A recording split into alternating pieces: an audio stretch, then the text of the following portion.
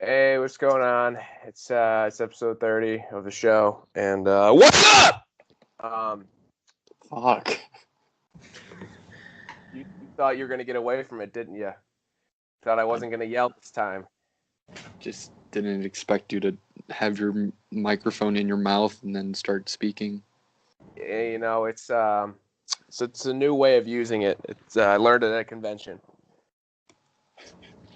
Yeah, there's a podcasters convention, and I went to it, and they taught us that. Sick. The only thing they didn't teach us was how to get listeners. How to make a good program, etc. Yeah. What can I say? Wow, that's a lot of smack coming from a guest. Yikes. As you can tell, this isn't just another voice in my head. And I sound surprised. Shit, I thought it was. I was the voice in his head for a good year or so. This is true. This is our guest. We have a Serbian guest. This is the first. So I'm the first Serb on the show.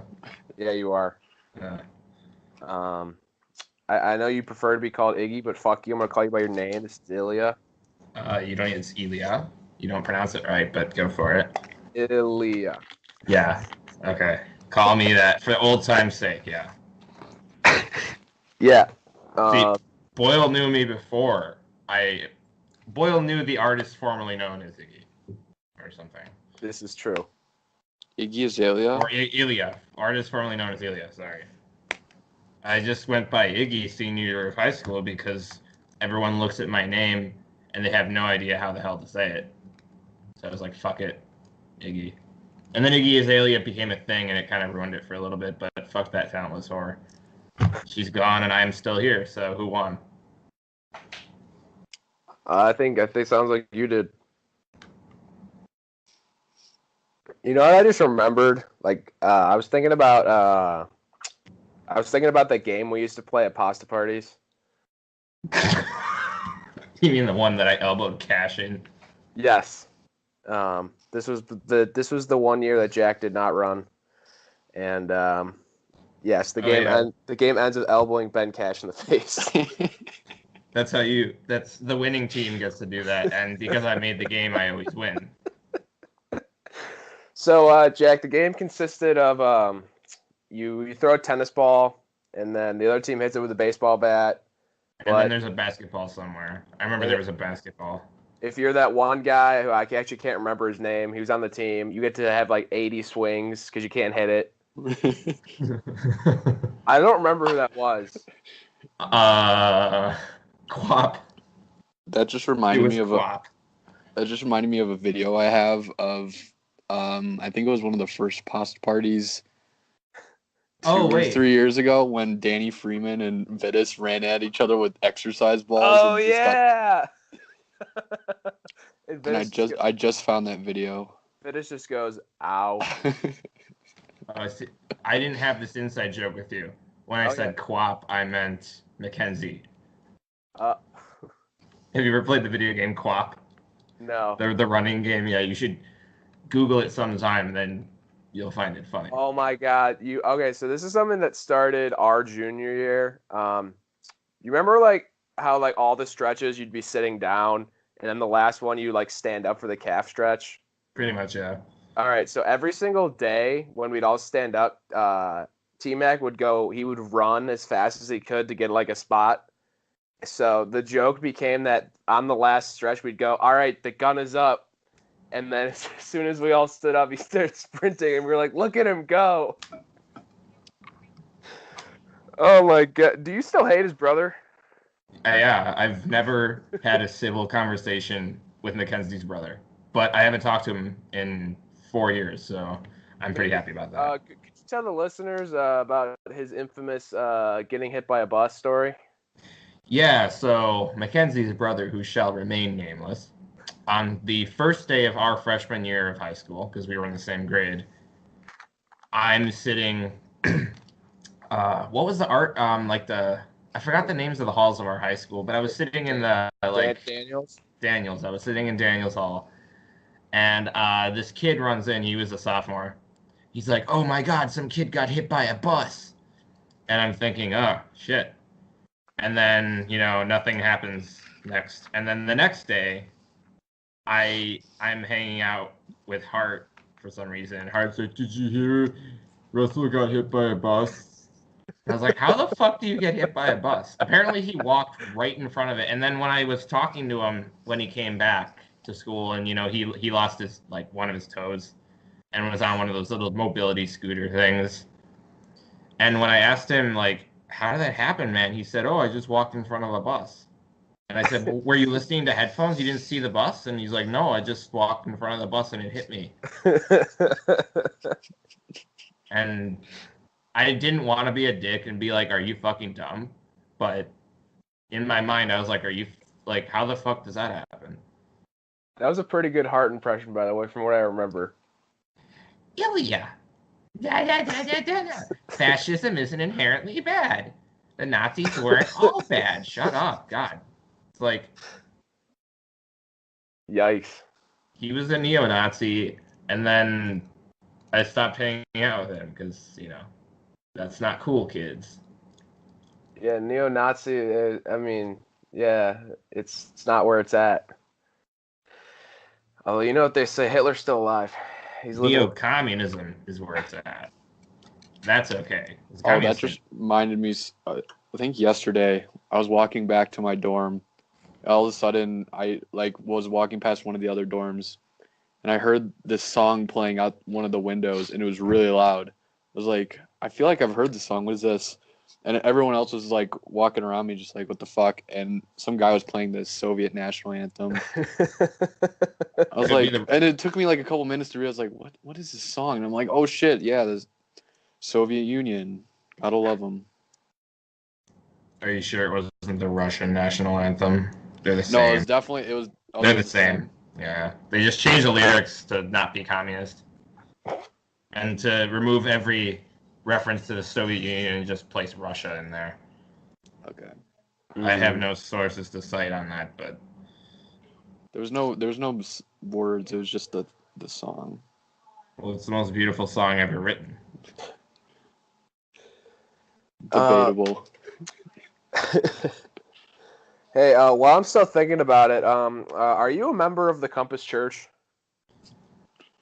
Well, I used to be before I got kicked out. And then I only would ever stop in there to use their water fountain. Yes. The good old days of... The good old days of forcing school children to run when it's 110 out and then get mad at them when they stop to get some water. Because our coach, who I should have nominated for that... What is this? What did I have to nominate someone for? Oh, the man of the year? Yeah, just for the lulz. Coach Reneker. I don't know his first name. I'm not sure if that's his last name. I don't remember it, but hey. But yes, the infamous of, hey, are any of you guys members of the Compass Church? We had some, those are some good times. Dude, he had one flip out every year, and that was consistent all 4 years. He flipped out at Jack Hyatt at one of the, because he had one of the soccer things, and he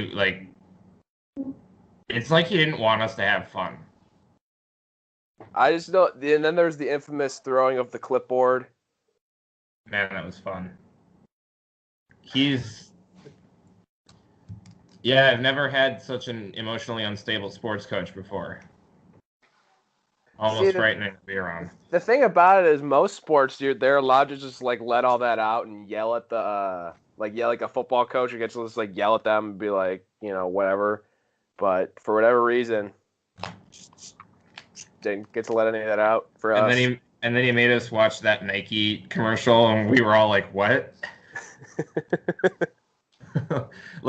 There was some time before practice, and we were talking, and I guess some of us in the back didn't hear him talking during it, and that was grounds to fucking explode on us. But or the one meet where he said English Carter, and apparently people laughed at him, so that led him to pout in a field for an hour. Well, like we want to go back. We're the only team here, and there's Coach Renneker. Oh, he's in the middle of the field by himself, sitting. Oh, there's the other time when he told us all. He said core in, I don't remember what, like core in 5, and we didn't know what he meant, and we were just like kind of walking over, and he just comes out in the field, he just screams, he's like, "Forget it!" And then he canceled practice, and we all had to leave. Oh, I remember. Yeah. Like, Dude. what?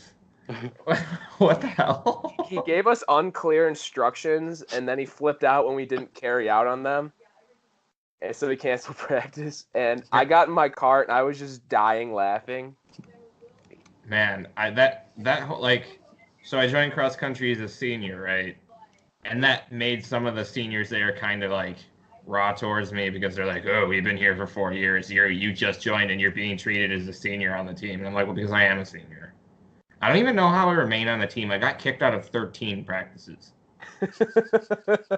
Most of them were over the summer, but like my first ever practice, I ran with Larry and Austin, right? I don't remember their last names. And Austin, who lived like a block from school, was like, "Oh, let's run to my house real quick." So we ditched the route and we ran there. And they didn't really tell me we were doing that or that it wasn't okay or anything. And then when we got back, like Coach Stone was like screaming at us. And then he just looks over at me and he's like, "Who are you?" I'm like, "I just joined the team today." He's like, "Why did you follow them?" And I'm like, "Because they told me to run. Because you didn't give me any direction." And he's like, "I expect more from you." And I'm like, "What?" I was just running with other people. You told me specifically to run with those two because they know what they're doing. I followed them and you yelled at me. Or there's the first meet at Lake Park when you only ran 2. And you're supposed to I ran the 3. JV. I ran the JV one because I had no idea what I was doing. Well, I assumed because in most sports you have to work your way up to varsity. I didn't know it was like tennis in high school where like once you just reach a certain level at school, you're in varsity. To, save space. But oh my God. So just thinking there's so many memories. And then after the year you ran is when we forced Jack to join the team. And keyword forced, did not have a choice. You're welcome for that. So you just kind of acted as his parents there. Yes.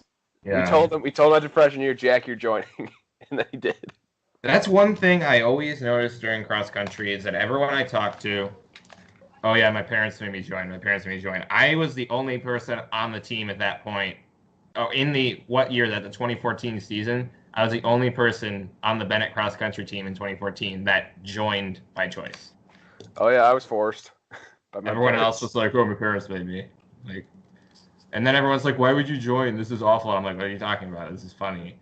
I get to argue with the team captain every day and tell him to fuck off. I get kicked out sometimes. You never know what's going to happen at cross country practice. But I always showed up to the meets and I ran and took that seriously, so that's all that matters. There was the one meet freshman year that Jack went to, the Bennett invite, and showed up. Nesquik Bunny. Hey. Yep, Nesquik Bunny was there. Coach Stone's like, "Why the fuck are they here?" I still don't know to this day why they were there. Because they never came to any of the other Bennett invites. Guess we'll never know. And then also, that was the one where Ryan told you to get there at 7. Yeah, I was like, "Oh, you don't run till 9? Oh, sick. Thanks, Ryan." I didn't go to the Bennett invite. I had to be out of town. I went the year after I graduated, though. I brought my dog. Do you remember that? Yuri! And I stole a hot dog from my dog. And then Coach Stone yelled at me about that. Like, he's like, "You're not even on the team anymore. It's reserved for people on the team." And I'm like, "But my dog's hungry. Can't leave Space Dog hungry." Oh, yeah. Because I forgot you were there. Yeah, basically the Nesquik truck showed up, and there was a mascot of like the bunny there at the meet, and to this day I still don't know why. Did you guys get free Nesquik? Oh yeah, they're good on chocolate milk. Everyone Except like James Austin drank it before the race because James was like, I can't drink this till after. Or something like that. I don't know. James Austin is just too wholesome for this world. So while we're on cross country, there's one thing I've always wondered about.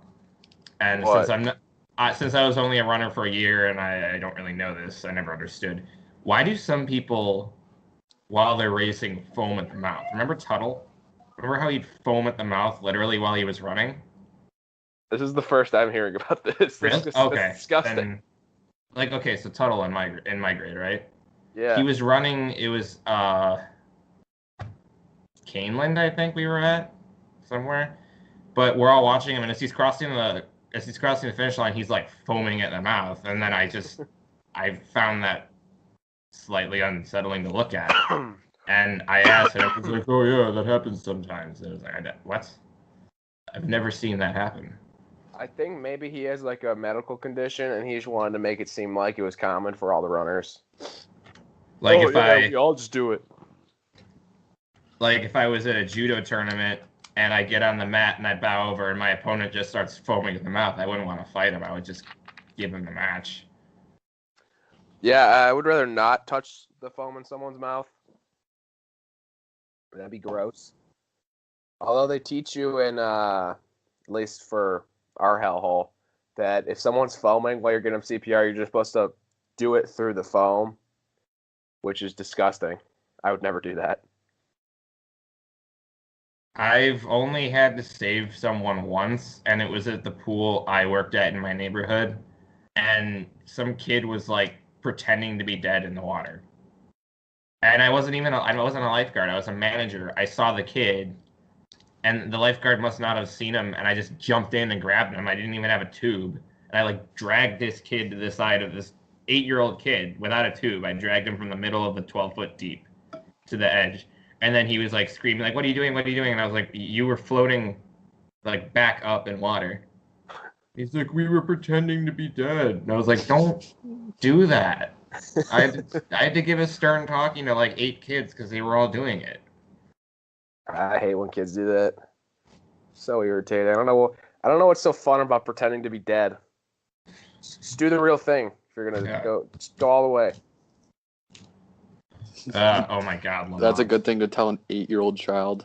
Hey, just kill yourself, dude. What are you doing? Yeah, man. Like once you reach high school, you're just gonna be miserable for 4 years, and then you might as well just do it now. And then college, you're just gonna be stressed out, so it's just fine.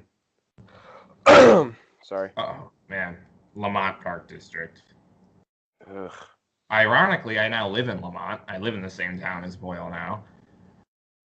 This is true. So I'm thinking, should I go to Christine and be like, "Yo, I work here. I live here now. Could I come back?" But I'm not going to, because fuck Christine. Oh my God, it's the best job ever. I would definitely recommend. Well, like I got asked to leave because I set like they have you set the days you can't work, and I was on vacation for like a week, and I read that out on the schedule, and then they gave me 2 shifts during that. That's exactly what happened to me. Because that Laura chick, she was like, "Oh well, we needed guards," and I was like, "That's not how it works." You said, you give me the option to say when I can work, and I really only for that whole summer, I just needed that week off. And she's like, "Well, I needed you there," and I'm like, "Well." Yeah, I've never gotten the shift lottery, but I've always said that if I was given it, I'm just not gonna take it. I'm not showing up. Like, what kind of policy is that shift lottery? Like, randomly you get called and said, "Oh, you have to come in right now." But yeah, because the way it works is like they pick people who legitimately can't be there, but every other day when like fuckhead McGee Joe lifeguard can't come in just because he's lazy and sucks at his job, that like they never get punished. But oh well, he doesn't have a car. Well, then don't have a job. Jeez. I had to drive so far because I don't have iPass on my car, so I can't take the highway to Lamont from where I used to live. I had to take all the side roads, and it took like 35 minutes to get to work sometimes. I can't just show up on a day where you said I'd have off, and you say, "Oh, shift lottery." Well, nowadays they have like 4 weekends a year, summer, where it's supposed to be like, you've got to work 3 of these, and like they've blocked out so you can't even request time off. So like I'm just gonna say if I get picked for these when I'm busy, I'm not coming in. So Sounds like a great job. oh no, it fucking sucks, dude. It's I'm terrible. I'm trying to get out of it. I'm trying to get another job so I can quit. Because dude, fuck that place. Hope it burns down. It'd be hard since it's a pool. Oh fuck off, Jack. Throw back to when my sister used to give us tasks and we would just do it like a 1-person task with 2 people just to fuck around. Oh God, the water. She'd be like, "Hey, test these chemicals." We're like, "All right, let's do it." We'd take like 10 minutes to do it. We wouldn't even do it. We just write numbers in. Not like anyone checks these anyway. We just write the same number in, maybe change the decimal point a bit, but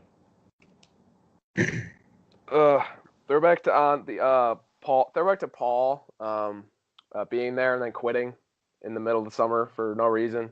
oh, you mean like when Paul went to work once and then quit the next day? Yep. And then that was the same summer that Jack visited our lovely pool. Didn't the Lithuanian kid that I don't like visit too? Vitis, Yeah. The Lithuanian kid I don't like. God, the Lithuanians. Wait, why don't you like Vitis? I don't remember. I don't know. I just there was some thing. I guess he didn't like my abrasive attitude. Because it's one of my faults, among many. I will admit that I do swear a lot. Like, and it's Serbian upbringing. We just swear. So he didn't like that. Oh. Okay, that's kind of ironic because Vitis swears all the time. Oh, well, he's like, why do you swear so much? I think, yeah, that's why he said something to me about it, and I was like, what the fuck do you care? Did you know his sister at all? Because you guys are in the same grade. Oh, yeah. Yeah, I was friends with his sister. We went on the Appalachia trip, and she was there, and she was, her and the other Lithuanian girl, Maria, they were like the trip moms. Because like everyone started getting sick the second day, and then kids were all sunburned and shit because we were working out in the fields or in the mountains and stuff. And they'd go around giving us vitamin C tablets and aloe vera, and it was very nice. His sister is a very, very good girl. But him, I've never really had that much interaction with him other than that one time that made me decide that I dislike him. You sure it wasn't emergency? I don't know what it was. I just drank it.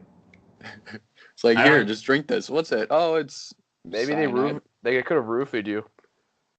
I mean, if 2 girls roofied me at a school trip, I'm not really sure there's anything they could get away with in a house full of school faculty. Like Mr. Ford was down the hallway, so if they wanted to do it, like, and what are they gonna do?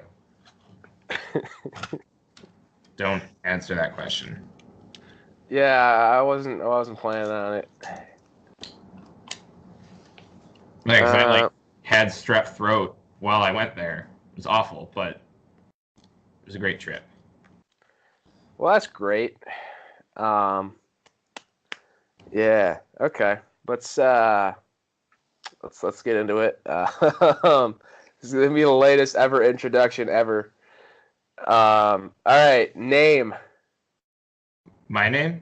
Yes. I am Illia Lukic, but my friends call me Iggy, except Boyle. He doesn't call me Iggy. Favorite brand of paper towel? Favorite brand of paper towel? I always get the Target brand, the Up and Up. Okay. Because it's very absorbent and it's cloth-like.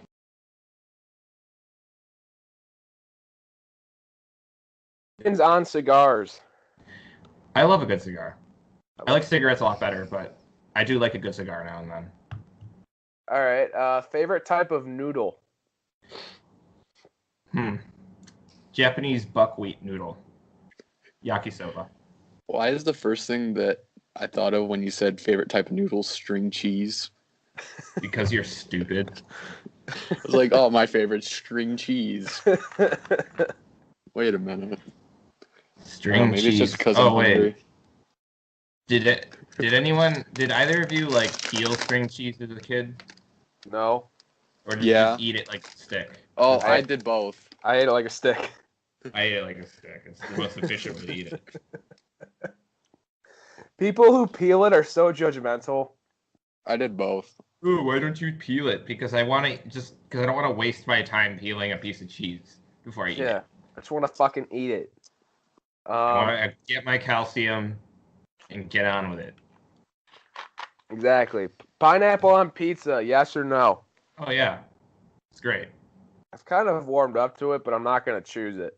I don't understand why everyone gets so triggered about it. Just don't eat it if you don't like it, and don't tell me about it on Facebook because I don't care.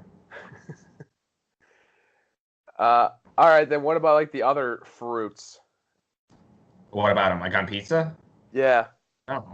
Like I've heard strawberries a thing. That sounds gross. Ugh. Disgusting. White people. Weatherman or traffic guy? Probably traffic guy because he's the more useful one because I can look the weather up on my phone, but I can't look up the traffic on my phone. That's true. All right. Waist size. My waist size? Yes. 31. Okay. Favorite type of coin? The €2 because that was the most useful coin when I was living in Germany. You have a pocket full of €2, you're set because a €2 is a bus ride, €2 is a train ride to the next town. You know. I actually really like how like the euro is. I like the coins. I loved using euros while I lived there. Like everything was everything prices were all built in. So like if something on the shelf of the store said €2 and you hand the guy €2 coin, it's yours. It's great. All right, next question. This should be interesting. Best wide receiver to play in the NFL. Could you name a wide receiver who's played in the NFL? Sammy Sosa? Wait, no, that's the wrong sport, right? He's baseball, and he used no, he wasn't roids. He used I think he used like a corked up bat. Tony Romo? Is he a football player? Is that Yeah, a person? he played quarterback. You know, I'll take it. Here, let me change the question. Best cross country player to play our game, which I'm not going to say on the air because it's offensive. Yeah. Who's the redhead kid? Danny Freeman. Yes. Well, yeah, Ben Cash is the most durable because he withstood an elbow. Yeah, like I didn't see him behind me, and it just whack.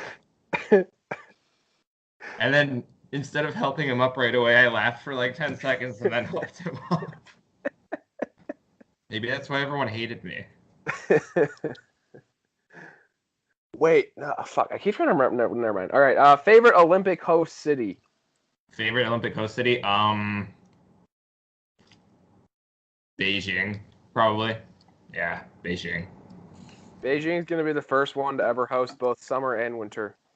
Oh, I can't wait for that. I love China. Like it's in the next couple of years. Might even be the next one. Or Vancouver, if winter's included, Vancouver, because I've been to Vancouver and it's probably the greatest place on earth. Favorite of the 6 friends? Oh, Phoebe. Like that, there's no question there. It's Phoebe. Phoebe's definitely the funniest one. Well, because her humor is like subtle, and everyone else, specifically Monica, is just like at times they can I tell a story here? Okay. So over from the end of November until halfway through January, I couldn't walk because I had knee surgery, and I marathoned the entire show of Friends just to do it before it went off Netflix forever, and everyone freaked out. And I came to 2 realizations: is that Phoebe's the best friend for the reason that her humor is not always over the top and like trying too hard to be funny. and the show would work completely if Monica wasn't in it.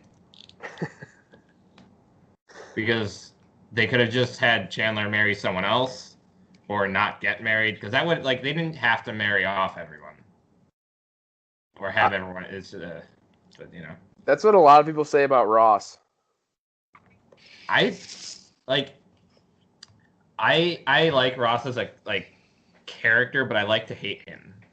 Oh, 'Cause he's a moron. everyone hates Ross. They say that like every episode, like a conflict is caused by Ross. Yeah, because there's always some problem Ross is causing. Like, he can't just chill out and not do that. But Yeah, I like Chandler. I think Chandler's funny. I mean, yeah, he has the best one-liners. probably like Chandler or Phoebe are probably like the smartest of the friends because like Ross just does so much. Ross and Rachel are just fucking dumb. They just make dumb choices. Joey, they made him dumb. It's really Yeah, he's dumb because they made him dumb, but he's like book smart dumb. But I'd say like living, he's wise. And then I feel like I'm forgetting someone. I stopped caring. PlayStation. we forgot about Monica because no one cares about Monica. Yeah, exactly. PlayStation or Xbox? PlayStation. Fuck Xbox. I agree. You hear that, Jack? I agree. Oh, Okay. man. Boyle's Jack? PlayStation 3. I have my 2 and 3 here at college with me. So, I repaired Boyle's PlayStation 3 twice. Well, his original one. The second time, before I could give it back to him, my house was broken into and it was stolen with our VCR. But it's okay because the thing was fried anyway. It had the yellow light of death. Yeah, they probably used it once and then it just broke. Well, I was pissed because I had to test it. Sorry, to test it, I put one of my favorite PlayStation 2 games in it, and then I left it in there and went, to do whatever I had to do over the summer. And then when our house was broken into, they took it and my game was in it. And this is Gradius V, and that game is a PlayStation 2 game, and on eBay now it's like $150. I picked it up for $4 at GameStop a few years ago. I'm pissed. Damn, that sucks. And sometimes it be like that. It really do. For whatever reason, the PlayStation 3 that I bought here off someone, it doesn't play PS2 games. I don't know why. Is it the slim one? No, it's the same exact thick one that I had before. Oh. That's what she said. All right, what worried you most about losing your virginity?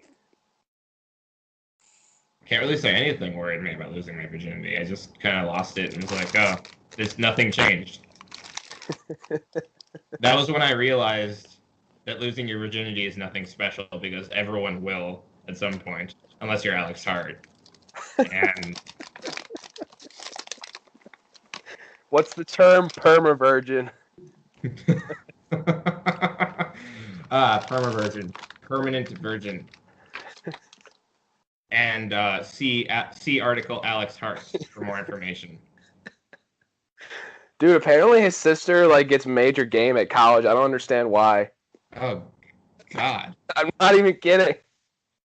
It's whatever. Have you seen the face on that? It's like the animators didn't even care. Oh my god. All right. Favorite brand of tire? Probably Yokohama. Actually, well, it depends. What am I doing with my car? Am I tracking it? Is it winter? Anything. Okay, if I'm tracking my Nissan Z, if I'm on the track, I'm just gonna go on Craigslist and buy the cheapest pair of Yokohamas that are halfway bald that I can, because that's perfect for what I do with my car. So Yokohama. And then finally, would you trade superpowers? Okay, I gotta reword this one. Would you have superpowers in exchange for your mother being able to read all your texts and hear all your calls? Yeah, because I don't text or call, so. Well, that would include Messenger and stuff. Yeah. So basically, all the messages you send are like Skype, FaceTime, all that stuff. She'd be able to hear it, all of it. Well, what are the superpowers? It's like, do I get to choose one? Yeah, you get to choose it. Yeah, I would take the superpowers because in the end, it's like I get a superpower, my mom gets to see me talking about stupid shit with people who can barely speak English. And Yeah. half the people I talk to, I speak in languages my mom can't understand. So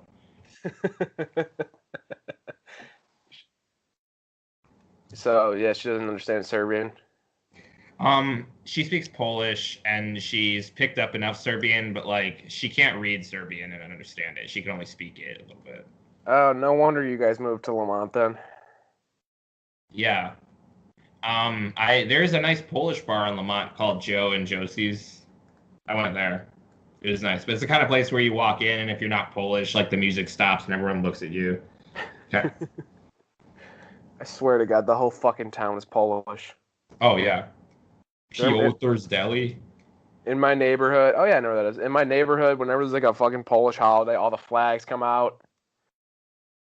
Yeah, it's just one of those things. Oh, that means we're gonna have to get a Polish flag. Yeah, I guess so. How does Yuri like Lamont? He loves it. He loves our backyard is huge and it's right up next to a farm field, and he wants to be outside running around and killing small animals all day. It's like heaven for him. And barking at nothing. Oh my God. We finally have a house with windows that you can see the front of the street with. And every time anything moves, like a tree will blow in the wind, and he'll run over and bark at it. Yeah, I don't know why dogs like to do that. They like to bark at nothing. I'm tired. Just woke up. All right, let's move into this. This is it's the Ralph W. Krupke Man of the Year nominations. Jack, why don't you take it first? Okay. I figured I'd nominate this individual for every category. I'm nominating the Will Smith genie. Oh my God. For now providing us with excellent memes. That thing is gross. It's beautiful. Don't disrespect him. It's gross. It is disgusting, and they don't need to be remaking that movie. What movie? Aladdin. Oh God, they're remaking it? Yeah, it's live action. And Have you seen the Will Smith genie? No, let me Google this. Okay. It's pretty horrific. Yeah, it's like blackface, but it's blue. Oh my God, what is that? That's what? Why is Will Smith the genie? That's That's a good question. My thoughts exactly.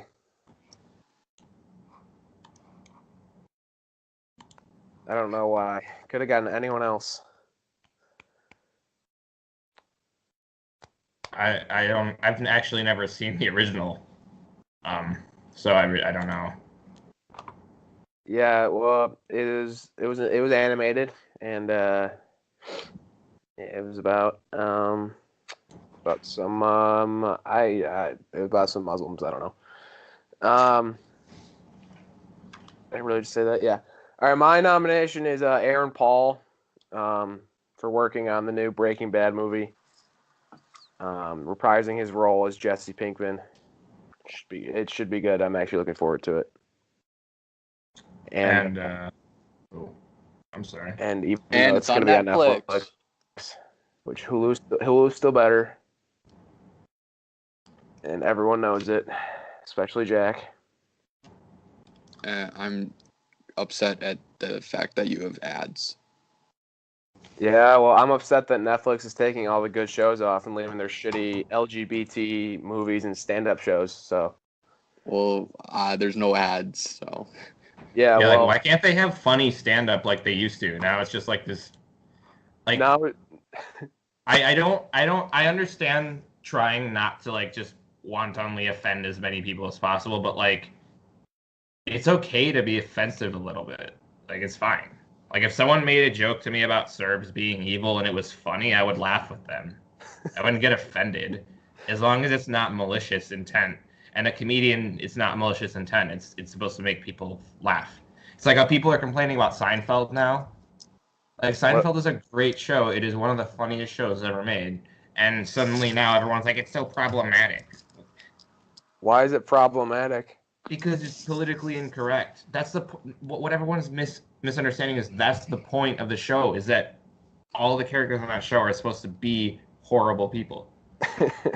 That's the point of the show, and and everyone's just looking at it like, oh, they made a joke about, gay people or Native Americans. The point being is that they're all terrible people, and that's why they do things like that. Is there like part of like this movement where there's like we have to ruin everything? Yeah. Now they're picking Seinfeld. Jesus Christ. Why do they have to ruin everything? Because it's so dumb. Why do they hate their lives so much they gotta ruin it all for everyone else? And if you're going to get offended at some like a TV show, that's your fault. You're letting a piece of media offend you when it's not personally attacking you, then. And there's no point in Seinfeld where they like personally attack any group of people. They just make jokes about it to establish the plot points of the people on the show being bad. Like that's all it is. Yeah, they're all pretty bad people. Yeah. I'm actually been considering going and watching Seinfeld through because it's on Hulu. Oh, it's definitely worth it. It's hilarious. But my point is that all that's on Netflix now, they've given everyone a stand-up special. I mean, fuck, they'd probably give me one. Hey, there's good anime. I don't watch anime. There's Robotech on there, and I can't find Robotech anywhere else, so I was able to watch Robotech, and that's nice. And then foreign movies. They have foreign movies. You utter. Wait. Wait, can you tell me how does a standard Big Bang Theory episode go?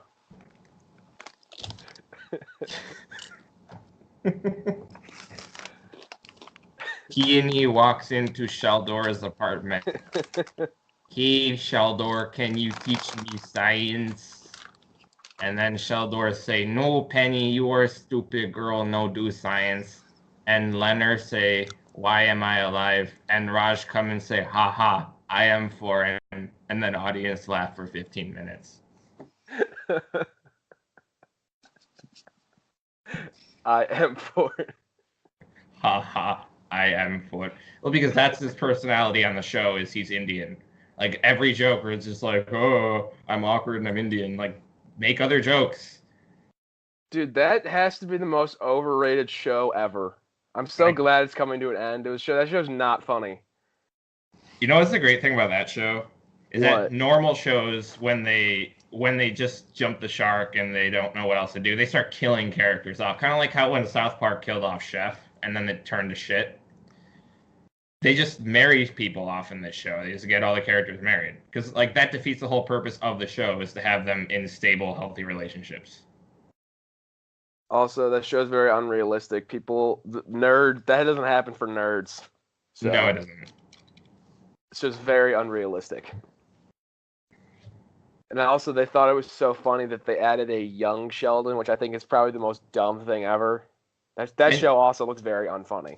You know what really bothers me about The Big Bang Theory? What? Is that people think Sheldon's so funny and quirky, and really you're just watching 30 minutes of someone with like severe emotional and like just he's just someone who has problems socially, emotionally, being a cunt to everyone around him. And for some reason people think that's funny. Like Sheldon, like he's just like a jerk to everyone all the time, and people think that's the funniest part of the show. And it's like, what? Why? Yeah, I'm glad that the show's ending. This has not been funny for a long ass time. But whatever, if it keeps them quiet, whatever. They'll stop bitching about everything else, then go for it. Funny enough, I was in Serbia a while back. When I was living in Germany, I took 9 days and I went there. It is really big there and in Croatia. Really? Yes. There's a company that dubbed it into Serbo-Croatian, like the first 5 seasons, and it's huge over there, and they think it's hilarious, and they think that's how life in America is, and that's why they think it's funny. Because I'm the first night I get there, I'm really tired. I was on the plane, I had to take the train in Germany to the airport, fly for 3 hours to Serbia, and then go from the airport to my cousin's house. And he's like, okay, let's watch some TV. He puts on the TV and he puts on Big Bang Theory, and I almost felt like just, and I'm like, what is this? Why are you watching this? Why is this show on in this country? And he's like, oh, don't you think it's funny? This is how people live in America. I'm like, this isn't how people live in America. Because Europeans will watch American TV shows and assume that's how life is. Like the Germans with The Simpsons. Like the Germans love The Simpsons. They don't understand any of the jokes in it because they're like jokes specifically made for Americans to find funny. Yet they think that's how life in America is like The Simpsons. Like what? How's that show still going on? That show also needs to end. It's still going on? Yes. Yeah. They're looking like their 30-something season. Like how many jokes about Homer liking beer and donuts can you make? I don't know. I guess a lot, and Mr. Leffler probably likes them all. Oh my god. So a kid on cross country whose father teaches at Bennett. I went to his New Year's party. He has a New Year's party every year, and I went there last year. And I said, fuck you to Mr. Leffler. And I didn't get an invite this year. So I'm assuming that's why. Because I was telling my friend about how I went to Serbia, and Mr. Leffler hates Serbs. And he's like, why would you go there? And I just turned around and I was like, fuck you. And I turned around and continued the conversation. And everyone was taken aback by it. It was great. Like all the teachers from high school that were there, it was just, it was amazing. How did he respond to you saying, fuck you? I don't know. I just turned around and continued talking to my friend. I didn't care. I'm just assuming that's why I wasn't invited back. Didn't you tell me, were you the one who put in the middle of their Mr. Leffler paper, fuck you, Mr. Leffler? I know you're not reading this. Every paper I've ever written for his class was in some way a massive amount of bullshit. So like, we had to write a paper about Russia, and he said, just pick any topic about Russia. So I chose Rasputin. I copy and pasted the entire Wikipedia article of Rasputin, and then I submitted that, and I got like an A-. And then in the middle of another one, we had to write about Korea. Paragraph up Korean War. In the middle of paragraph about Korean War, in between two sentences, I just wrote, fuck you, Mr. Leffler. And then I got like a B+, and he's like, oh, it wasn't articulate enough. I'm like, you didn't even read it. He looks at the length. That's why I started doing the Wikipedia thing, because he only looks at the length of the paper and grades it based on that. That's pretty dumb. But I don't cheat in college. That's not cool. I only cheated in one class in high school because it was impossible to pass that class if you didn't cheat. And it's Bennett, and if you don't get a great grade, everyone's going to call you a loser for the next 2 years. So, You needed to cheat to succeed there.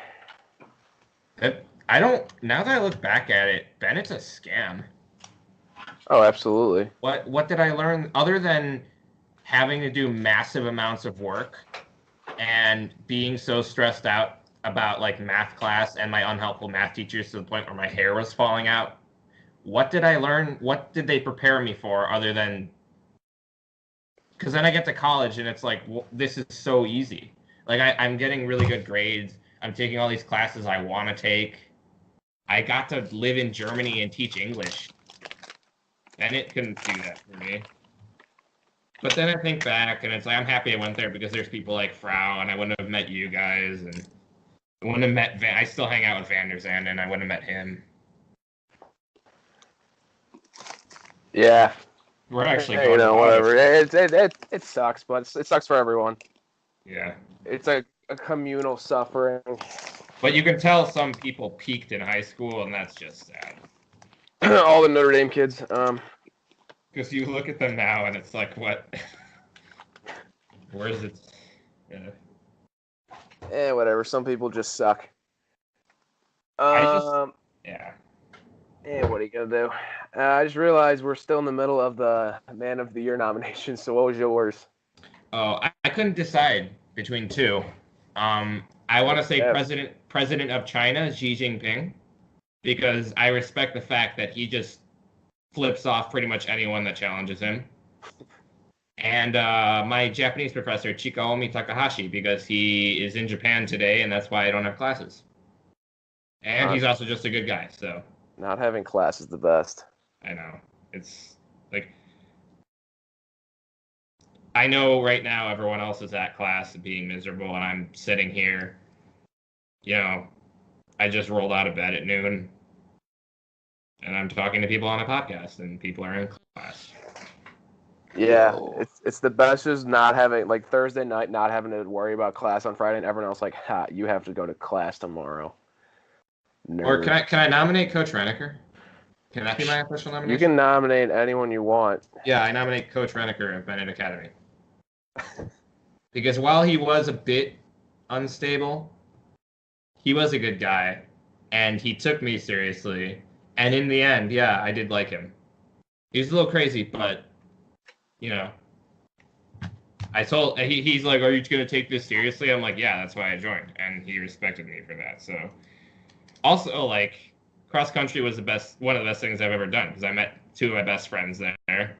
I've had great times. Yeah, Coach Reneker. Thank you. If you're listening to this, you couldn't hear me. I thumped my chest and did the thing, but, you know. Jack, I didn't go to the meet, the Carter English thing, but I'm just laughing thinking of him sitting in the middle of the field. Carter English? Bad. What is Carter English? Oh, that was the thing that Jag was talking about before, where he like said his last name first, and I guess one person laughed at it, so he flipped out about it. So I'm just laughing. I thought you were referencing that Carter kid. That was I think like one of the last meets that was like the old Canelan with the hill. Oh. And I remember me and Kovac were doing our cool down in quotes, and we stopped to get like food. And I think Coach Vetch like ran up on us. He's like, "What are you guys doing?" Like, "Oh, we're doing their cool down. We're trying to get some food." He's like, "Are you sure?" I'm like, "Actually, we might have a little bit left." He's like, "Yeah, that's probably a good idea." And just ran away. Cooldowns were such a joke. Did anyone actually run them?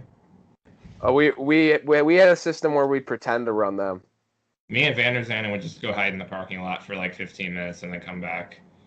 The same thing we do on runs where we'd have to like run to downtown Naperville. We would run behind Butera, hang out behind Butera until we saw like half the team run by, and then we'd run by.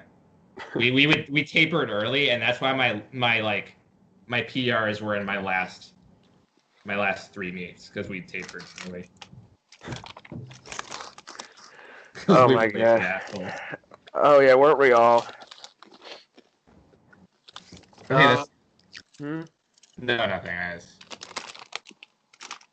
Cutting mileage was an art. Oh yeah, cutting mileage and getting away with it was an art. Oh yeah, some people were dumb with how they did it. You got to be smart. Yeah, there were seniors that were getting yelled at for doing it, and then there's like me, the new kid, and like some freshmen, and we're doing it. And we're not even getting in. Like no one's batting an eye at us. Yeah, because eventually there's like a certain level where they just don't care about you. If you're slow enough, they just don't give a shit. Yeah, they let you participate, but they don't really care how you do. And that's the best situation to be in, because you can go and actually be part of it, but you're not. If you fuck up or if you're bad, the whole team isn't like riding on you. So. See, like somehow they never cared for 3 years that Jack and Ben were significantly faster than Vitus and I, but would run with Vitus and I every day. They never really cared about that. Because you guys were past the point of them caring. Yeah, it was fun. Fuck. All right. What are you guys doing this weekend? Me and Vander Zanden are going to the auto show tomorrow. And tonight I'm going to some thing. I think it's Dave & Buster's. I don't know. Thing like that. Some like adult arcade thing. And some friends are going and they wrote me into it. I was supposed to hang out with my sister, but she ditched me, so. Because, she wants to spend time with her husband. Yeah, who spends time with married people? Fuck that. That's dumb. Children. Ugh. Let me guess, Jack. Are you skiing? I was, but I have a retreat for my fraternity on Sunday. A retreat? Is it like a retreat or like a quote unquote retreat? Well, it's a quote unquote retreat, but it's also 6 hours long. So is it just an excuse for you guys to drink? No, I'm assuming that's all frats do is just develop liver problems from drinking. no, I think it's gonna be like a sit down and talk about your feelings kind of thing. Oh. Frat boys have feelings? I thought they make fun of people that have feelings. Yeah, if you're one of the bigger ones, yeah, but if you're in a smaller one, you actually have feelings. Also, apparently, the Mars rover, he died yesterday. Yeah, that was sad. And his last words were, "My battery's low and it's getting dark." Yeah, press F to pay respects. Mars rover dies. Let's see here. Oh yeah, no. It concludes its 15-year mission. Last words are heartfelt messages. That's not a heartfelt message. A machine is just saying my battery's dying. That's not a heartfelt. It doesn't have a heart. It's a machine. Fuck you, Daily Express.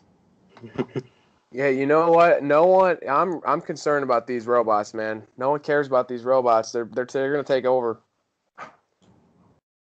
Well, can't you just destroy a robot, or EMP the shit out of a robot? Because if let's just say if robots did, the movie I, Robot. You ever seen that with Will Smith? I've heard of it. Well, the robots go crazy and start killing people and shit. I'm assuming if we were to have robots and androids and shit, there would be some failsafe to where if it starts going crazy, you can just shut it down. I don't know. They're trying to make them smarter than us. I don't know why no one's thinking about that. Like, hey, maybe we shouldn't make these things so fucking smart. It can never outsmart a human because a computer will never be smarter than the person who programs it. And the thing about it is technology is it's finite life. It runs on batteries or solar or whatever. You can always shut it off, destroy it. I don't know. Maybe it could help with this population problem. Maybe, yeah. That is actually, as someone who studies ecology, that is the biggest issue we're facing. It's probably worse than global warming, I'd say. Yeah, there's too many fucking people. That is the root cause of global warming. Yeah, that many people need that much energy, transport, all that shit. We gotta start trimming the fat. I'm not saying we need to kill people, except furries, but I'm assuming we'll get to that point of the unpopular opinion. But I'm not saying we should go around, mass killing people. But it's a problem. You don't need 10 kids. That's that. You're a detriment at that point. Dude, my favorite comedian talks about it all the time, about how there's too many fucking people and you don't need to have just another kid who's just going to waste space. Because, I'm thinking about the future of the world, not how you feel. There's no room for feelings in the real life. My feelings are dead. Yeah, my feelings died in 2014. Hey, Jack. Hey. Can we talk about how much fucking air is in this bag? I just opened this. Oh, what is that? Is that Lay's? No, it's the Kettle brand. Oh, that's why. For those of you who can't see this fucking bag is halfway full. Look at all this air. It's like when you get the Lay's baked. It's like you're buying air. Why did they put 3 chips in there and the rest of it's just puffed with air? That's bullshit. That's why I buy Fritos when I want chips, because Fritos, they fucking pack it to the brim. That's smart. I should probably start doing that. All right. Fuck. Jack, you got anything to update on movies or TV or music? No, not really. Not much. Aside from the fact that there is confirmed a Breaking Bad movie, that should be cool. Oh yeah, that. There's going to be no Jared Leto Joker movie, which is good, because the Suicide Squad Joker was quite atrocious. Well, if Heath Ledger was still alive, I would see it, but Heath Ledger is obviously dead. Can't we just resurrect him? Aren't there books that let you resurrect the dead or something? Maybe he's still alive too. Because Hitler, Tupac, and Walt Disney are all living together. No, Tupac lives in Serbia. Oh, he does? I didn't know This that. is a fact. Tupac is alive in Serbia making folk music. I didn't know he moved. That's a huge meme on the internet. I don't know how that started, but every time I tell someone I'm Serbian, they're like, "Oh, have you seen Tupac?" Like, what? And then after a while, I just Googled it, and it's a meme. I've literally never heard that until right now. Fucking Facebook. All right, let's get into controversial opinions of the week. I got two. First of all, this thing I keep seeing on social media, this Valentine's Day thing, is really annoying, and I'm tired of seeing it. What is it? It's like this thing that it's not even just single girls. Girls who are in relationships do this. They post this thing. It was like this week, and it's like Happy Galentine's Day, and it'd be like them with one of like their girlfriends. That's so dumb. But the thing is, it wasn't just sad.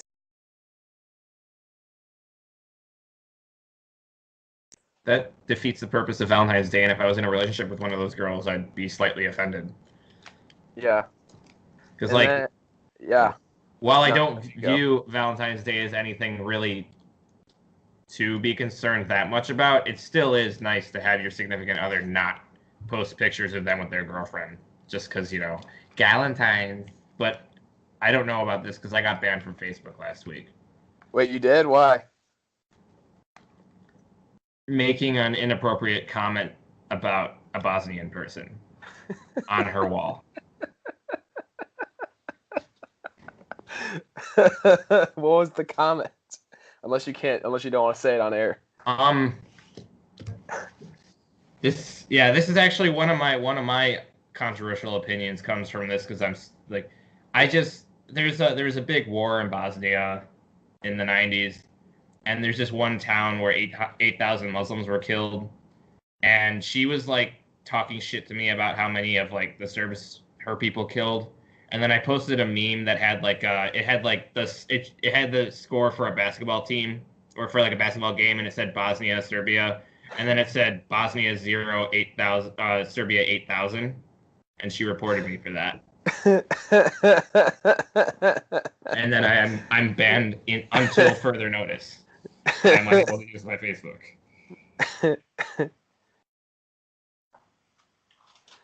That's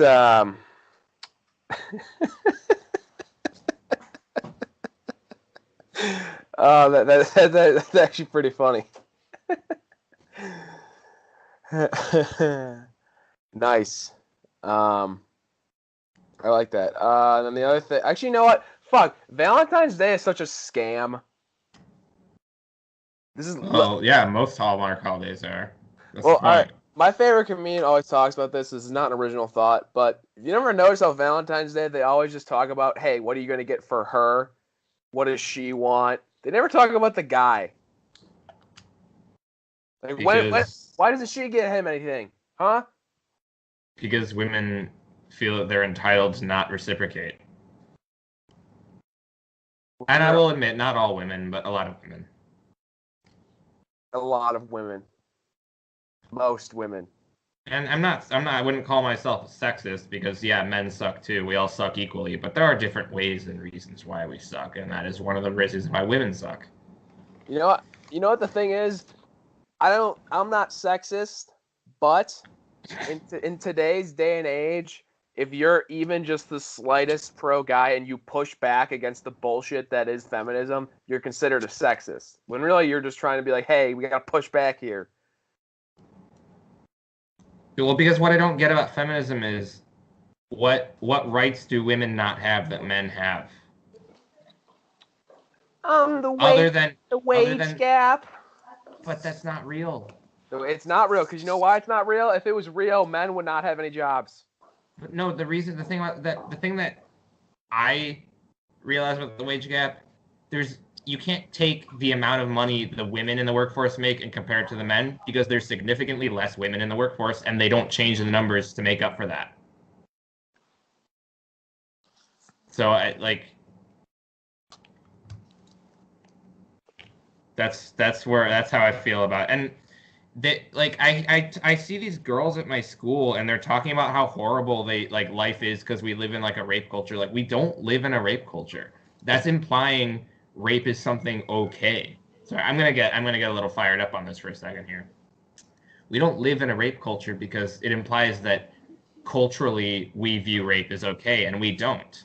There are countries where, spousal rape isn't a crime and where women actually have less legal rights than men. And if they lived in, like, there's countries where women will get beheaded if they don't have the head covering on. So when college age girls in this country are bitching because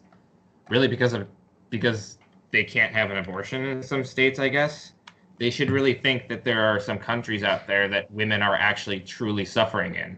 Mm-hmm. And that's like, I am all for equality between men and women, but I don't think that we live in some horrible dystopian society where women are, because just because women are sexually assaulted doesn't mean it's a rape culture. That happens everywhere.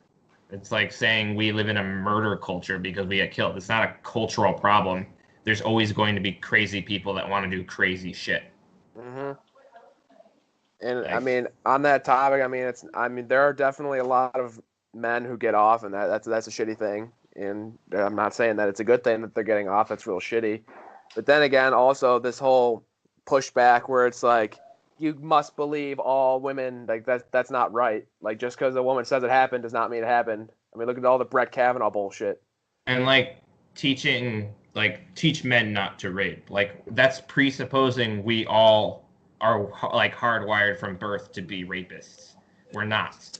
Like rape is disgusting, and Also, if you are a rapist, you are disgusting. That's there are a lot of cases of female rape too that just don't go report it because no one gives a shit about guys. yeah, and I guess it's true. It's also probably quite embarrassing to say. So one of my friends got raped by a girl, bro, from high school. Are you serious? Yeah, he got passed out drunk, and then a girl took advantage of him.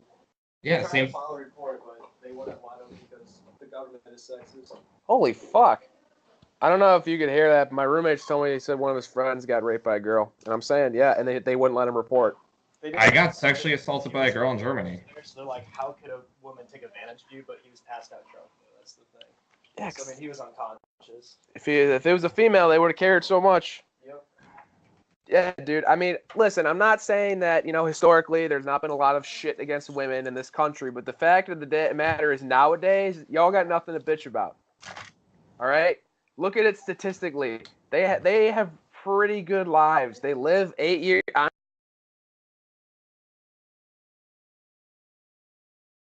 Things go their way. They get if you're successful and you get divorced, they get paid for doing nothing.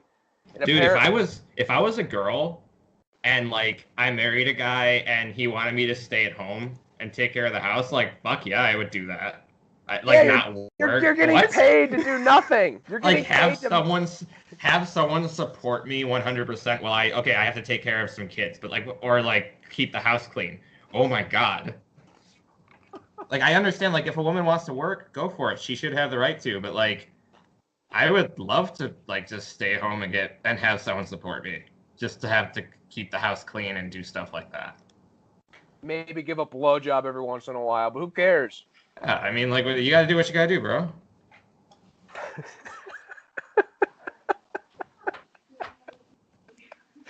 God, they're always bitching, dude. And you're right. There are countries.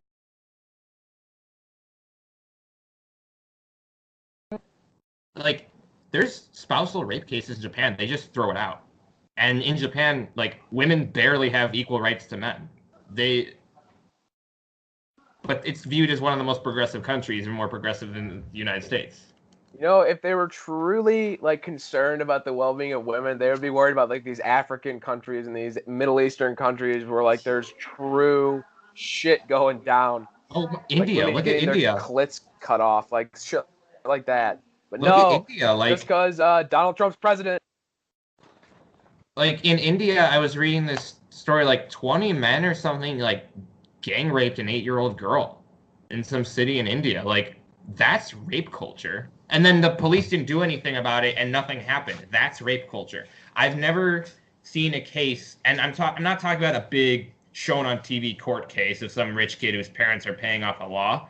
I've never And I know women who were raped, and I know men who were raped, and I've not once has one of those stories ended with and nothing happened.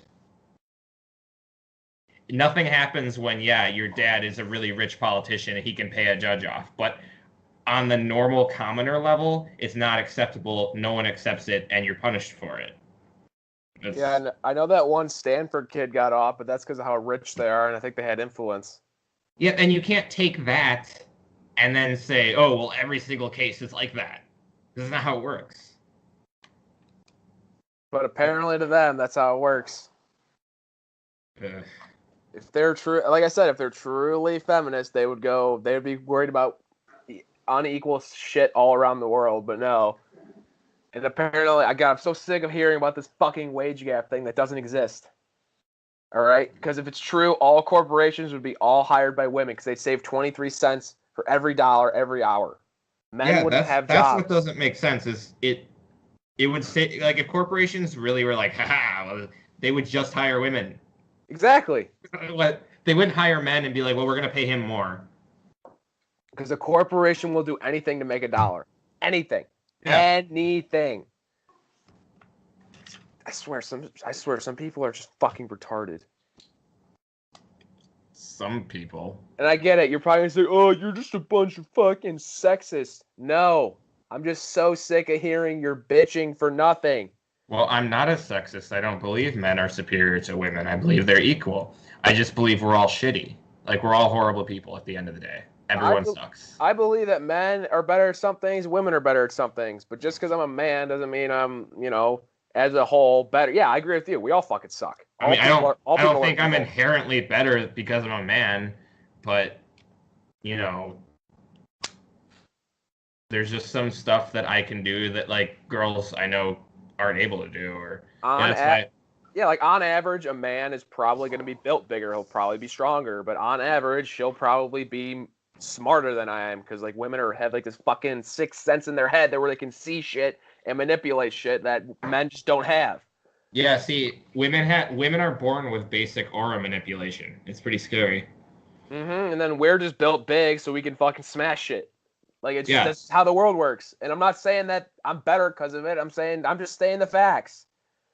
Yeah, so like a lot of times on this podcast, I'll make jokes against women, but like now, like I'm being legit serious right now. Like I don't have fucking issues. Well, I do have issues with them, but I don't think men are better than women. As a whole, I agree with you. We all fucking suck. All right. I think as a whole, people just suck in general, and both women and men are shit. Exactly. People really fucking suck. That's just a fact. They disappoint you. They hurt. People suck. Yeah. Welcome to the world. And then my other controversial that's just the first one. Tryhards should be executed. Tryhards in what? Anything. Mainly school, though. Maybe not executed, but I think they should be ridiculed very heavily. See, like, if we did this podcast last night, I probably would have started yelling because I was just really irritated by this one. There's this one tryhard in my class, and I was just really annoyed by this kid. Like, I really wanted to just slit his throat. So it's probably good I got to sleep the energy off. Like, you have the kids who, like, they answer every single question. Every time the professor says something, they, like, engage in slight conversation with the professor. Like, just shut up. I want to get my notes in. I want to be on my way. And, like, then when you're presenting, like, they ask you, like, the dick question. Because at the end, you're supposed to have, like, a Q&A. They'll ask you, like, what about... I'm not going to get specific. What about this thing that wasn't in your presentation? I don't fucking know. It wasn't in my presentation. Like, I'm not required to know it, you fuck. I'm not required to know everything about a topic just because I'm presenting it. I'm required to know what I'm asked to present. Yeah, but no, apparently you just gotta fucking suck up. Dude, that was such a big thing at Bennett. Oh my god. And then the teacher after it's like, oh, great question. And then they'd look at you expecting you to answer and you're like, I don't fucking know. That's one of the things I was so glad to leave for Bennett. Like all the fucking like tryhards and people who think they're better than you. I was so glad to leave that. And person who won't be named who got who was on cross country. Let's not name names here. This person got a 36 or something on the ACT, and they're talking to me about it. And they're like, I got a 36. And I took the ACT once just to try it out the one time. I got a 25. And then, everyone was like, but the thing is, I only took it that once, and then I got accepted to a school with a full ride scholarship, which proves that the ACT is bullshit. But, this person's like, oh, you don't feel embarrassed? You didn't even make the Bennett average? And I'm like, why does it even matter? Can you explain to me why the ACT matters? And then I'll look at you as superior. Shut him the fuck up. See, that's the thing. Like a national average, you'd probably be like smarter than most kids, but at Bennett, be like, no, you're stupid. Well, because at Bennett, all that mattered was book smarts. Because take all the kids at Bennett. Specifically, I'm thinking about the ones I know. Can they change? They can't even change the oil on their own car. Like, I know this one kid. His parents bought him a brand new Mercedes, and he put regular fuel in it, and the car blew up. But this kid is considered one of the smartest kids at the school, and he can't even fuel his car correctly. And then he's talking because he's like, oh, you know about cars. My car is making a loud noise, and it's just there's blue smoke coming out of it. And I went out and looked at the car, and I was like, what fuel are you putting in this? He's like, well, I put regular. And I'm like, you fucking moron. It's a Mercedes. It takes premium. Well, no, my dad says auto companies just do that to make money for the gas companies. I was like, there's a difference between the different fuel grades. That's why they exist. Why is that? Oh, the difference of fuel grades? Yeah. Compression in the motor. So basically, if you're running a very high compression motor in a car, let's take my Nissan, for example, very high compression, and it requires fuel that can handle that very high compression without detonating prematurely. So if I put regular fuel that has less octane, which really means it has less oxygen in my car, it will not detonate correctly, and that can lead to problems with the motor. Okay. Because I know with my mom's Lexus, it's supposed to take premium. It could take mid-grade, but she told me if I ever put regular in it, that the engine would cease. Yeah. So when people are like, oh, I'm going to go with mid-grade, don't go with mid-grade. Mid-grade is not good fuel. So, what actually happens? If an engine ceases, what is actually happening within the engine? Well, ceases for what reason? The engine doesn't really seize when you put the wrong fuel in it. The fuel, it prematurely detonates, and then the motor starts knocking, and then after a while of that, things happen. Your pistons crack, block cracks, stuff like that happens. You throw rods, and that requires an entire rebuild of the motor. Mm-hmm. Engine seizing would be if the oil drained out of it because your oil leaked out, and the engine literally seizes because there's nothing lubricating it, and that hot steel expands and seizes into itself. Yeah, I was actually mixing those two things up in my head because I knew that if there's no oil, it seizes. So I was mixing the two up. But that's pretty cool. Take my brother.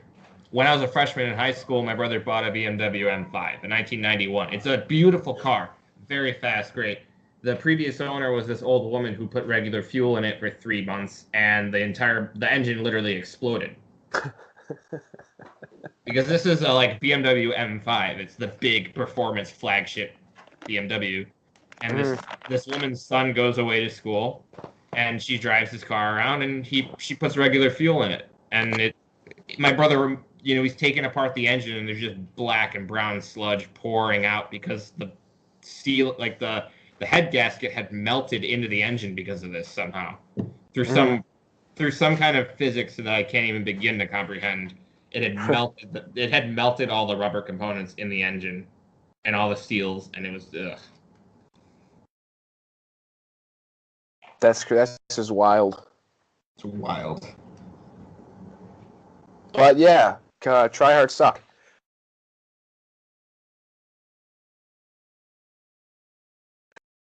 All right, Jack, what do you got for controversial?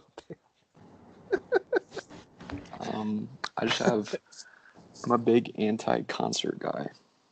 Oh, what the hell? Why don't you like concerts? I don't know. I just would rather listen to it on Spotify where it sounds better. Oh, you use Spotify? You're like you're the problem. Oh, because I listen to music on Spotify. Yeah, you're the cancer killing the music industry. Or not the music industry, the home listening industry. Or industry, the home listening field.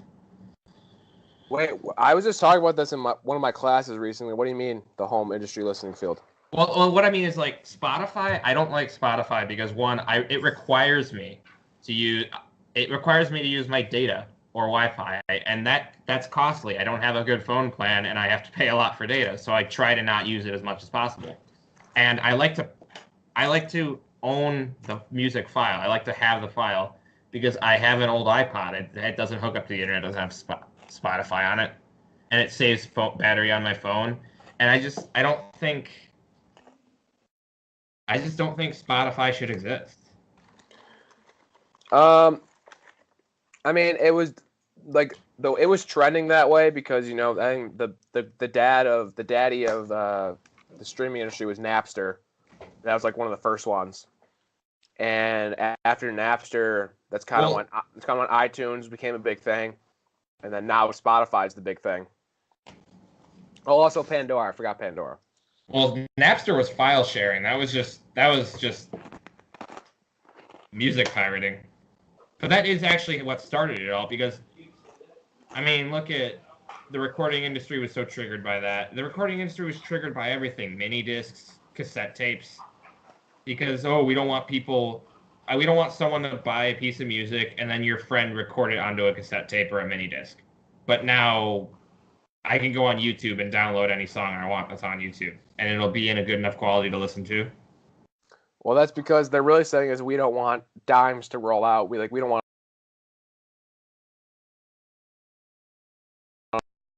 Is 70% of what Spotify earns goes towards the record label, 10% goes towards the artist, and then Spotify keeps 20%. Yeah, like record companies suck. Exactly. So Spotify actually hasn't made profit since they started. You know why I don't pay for music? You know why I download music on the internet? Because I miss going to the store, and I guess this really didn't happen since I was young. When I go to the store, I love CDs. Like, I collect CDs. I have hundreds of them. I have all my favorite artists on CD. I want to go to the CD. I want to get that plastic case with the liner notes, with the little booklet, and the art. That doesn't happen now. CDs just come in these little cardboard sleeves and with the track list on the back of it. Like, yeah. But just because you can get it on the internet now. But I don't know. Well, I think everything and pretty much every aspect of life is all moving digital. Yeah, until shit starts hitting the fan with all that and people are going to be returning to analog. Well, hell, I still use cassette tapes. I have a cassette player in my car. Before we sold the Honda, I had an aux cord, but basically it was connected to a cassette tape. Yeah, you had one of those. You sold the Accord? Yeah, my mom sold it. I'm still kind of pissed about it because I love that car. What do you drive now? Well, until like May, I don't have a car because I'm going to be getting her Lexus. Oh, damn. And she's buying a new car. Because I think the idea was, since I'm not going to be taking the Honda to college anyway, she just sold it. Which I love driving that car. Oh, then you're not going to like my controversial opinion. What is it? It's fuck Honda and the owners. One of many. Yeah, that is one of many, but fuck Honda. Any particular reason fuck Honda, or just cause? Their cars are garbage. They're well, okay. There's a difference. There's a disconnect between Honda here. Honda in Japan, amazing cars, well-built cars because they're built in Japan. Honda in North America, there's so many examples of different engines, of different models of cars where they purposely cut costs for the North American market and manufactured things cheaper, and these cars all developed issues down the road. Pun intended. Well, all I can say is I liked the O2 Accord. Oh, I mean, like, there's no doubt that the 1995 to 2003 Hondas are reliable cars. They're just not built well, and that's Honda's fault. Like, it is a known fact. Every Honda CRV with an automatic transmission will go through a transmission. That's why Honda has that transmission warranty on it. You know why they will? Because in Japan that car is not offered automatic, and in America they have to offer it automatic because Americans are too stupid to drive stick. So they go to GM or whoever they went to get a really cheapest, shittiest transmission they can, and they all blow out. I gotta learn to drive stick. I want to. Didn't I teach you? No. Well, my new car is stick, so, and it's a diesel. Because I would like to have like a stick car when I'm older. Yeah, because my old Toyota, the station wagon, she got wrecked last year. Wasn't that the blue one that you drove during the winter? Yeah, the family car. Yeah. Yeah, I was last March. I was driving home from Wisconsin, and a drunk hit me.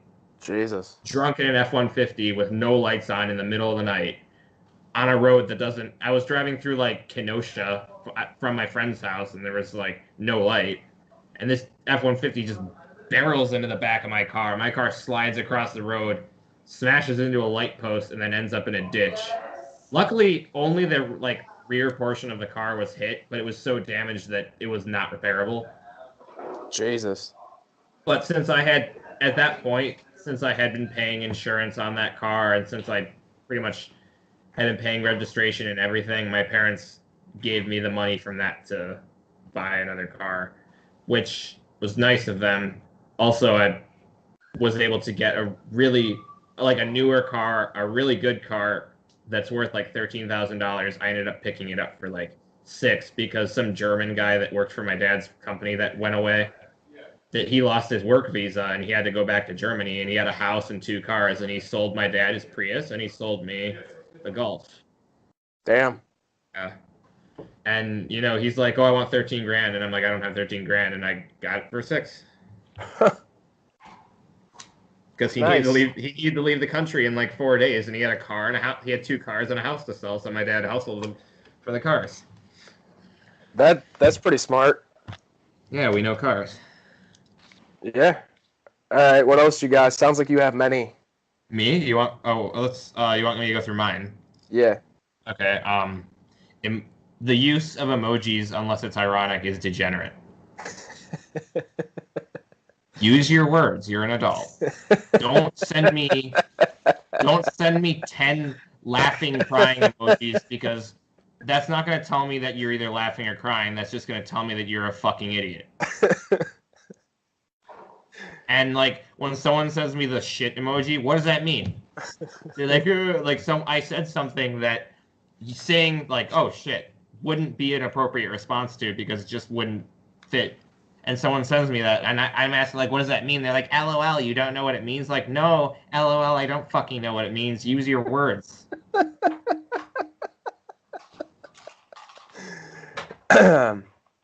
Yeah, I don't. For the most part, I mean, I don't use many. I understand. I don't know. I mean, there are emojis like the flags. There's certain symbols, but like it's the faces that like people overuse, and then like the 100 emoji. Like, what does that even mean? Like I posted a picture on Facebook, and someone we went to high school with, I forgot his name. Fuck. He just responded with like 10 100s, and I was like, what does that even mean? Jack, don't even say it. What is Jack gonna say? Don't even say it, Jack. No. What was I gonna say? Well, he asked, what does the 100 emoji mean? And I was going to say, Jack, don't even say it. Oh, wasn't even gonna say it. Okay, good. I just want to make sure. Jack likes this show called The 100. Yeah, Mike doesn't. So, apparently. It's trash. It's garbage. Okay. You sound so worn down. You're just like, okay. I'm just upset. Are you upset, Jack? Why are you upset? Well, I was just chilling in my room, and then my roommate comes in and starts blasting the National Public Radio. Ugh. And all I hear is, yeah, and on his Alexa without headphones, and just starts playing. And I'm like, yeah, that's why I'm down here now, and in the lobby of my building. He sounds like a cunt. Yep. You should go back in there and tell him he's a cunt. No, you know what you should do? Go back up there, take your headphones out, and start yelling on the podcast. So you assert dominance. I just do little things to annoy him. What do you do to annoy him? Like I'll just make it really cold in the room. What else do I do? I actually don't do that many stuff. You should take a shit in his bed. Oh, funny story. So like I was telling my uncle about it, like how and whatever, and he's like, oh, you should do what one of my friends did. Was he didn't like his roommates, so he just smoked cigarettes and be naked all the time until his roommate just had enough. Damn, that's a power move. Yeah. So I was thinking about that, but then it might be a little late. Plus, I can't smoke cigarettes indoors nowadays. Yeah, that's unfortunate. That's just so douchey. Like, if he wants to listen to it, just like put headphones on. Oh, the worst part is he does it sometimes in the morning too. Like I'll be sleeping, and all of a sudden, like it'll just be on in her kitchen. I'll just be like, dude, what the fuck? I'm sleeping. But no, he doesn't care. Some glue on their face, so you make a Hitler mustache with the pubes. And when the person wakes up, not only do they look racist, but they have pubes on their face. So it's awesome. Wait, could you guys hear that? Yes, I could. Parts of it. Okay, in case you couldn't hear that on the podcast, my roommate just told me of a good prank idea. So basically, if you're trying to prank someone, you shave your pubes, and then you put some glue on their upper lip, and you make a Hitler mustache on their face with your pubes. So when they wake up, they're A, they look like Hitler, so that's bad, and then B, they have your pubes on their face. I'm sure someone could bend that to turn that into some kind of sex crime. Oh, yeah, probably. Oh, also another thing I do is I've now recently changed my alarm to John Cena theme song. And I have to wake up pretty early 2 days out of the week. So you just blast it? Yeah, just let it go. See, my roommate's not that bad.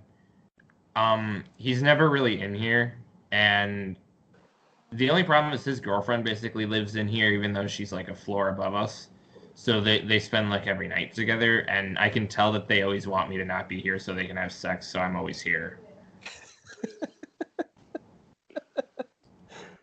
Yeah. Like I gave him the night last night because he was like, it's Valentine's Day, good. So I gave him that because I had to work last night until like 5 anyway, or 5 a.m. But yeah, like I'm a senior, he's a sophomore. I'm not going to give him the room to have sex in. He can go to his girlfriend's room, and his girlfriend has a single too. So I don't know why they're hanging out in here, but what? Why wouldn't they just go bang there all the time? Because there's a TV in here. Move. Is it yours or is it his? It's his. Well, there's two. Take it upstairs.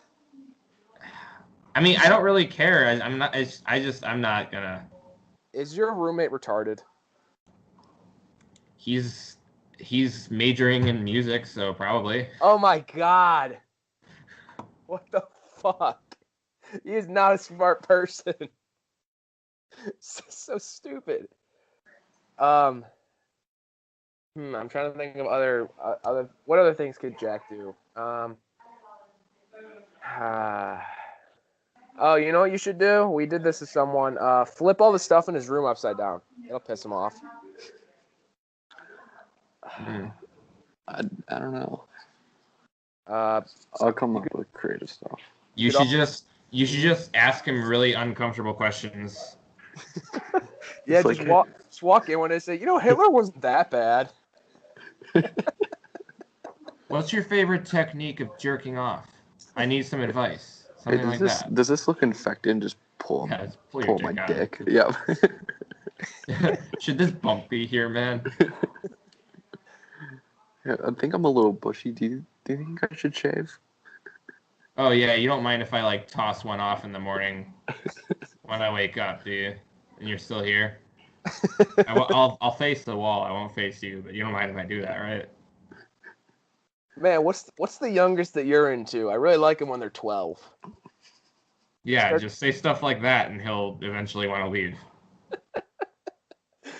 Just say stuff until the point that he finally just reports you, and then you have to get moved.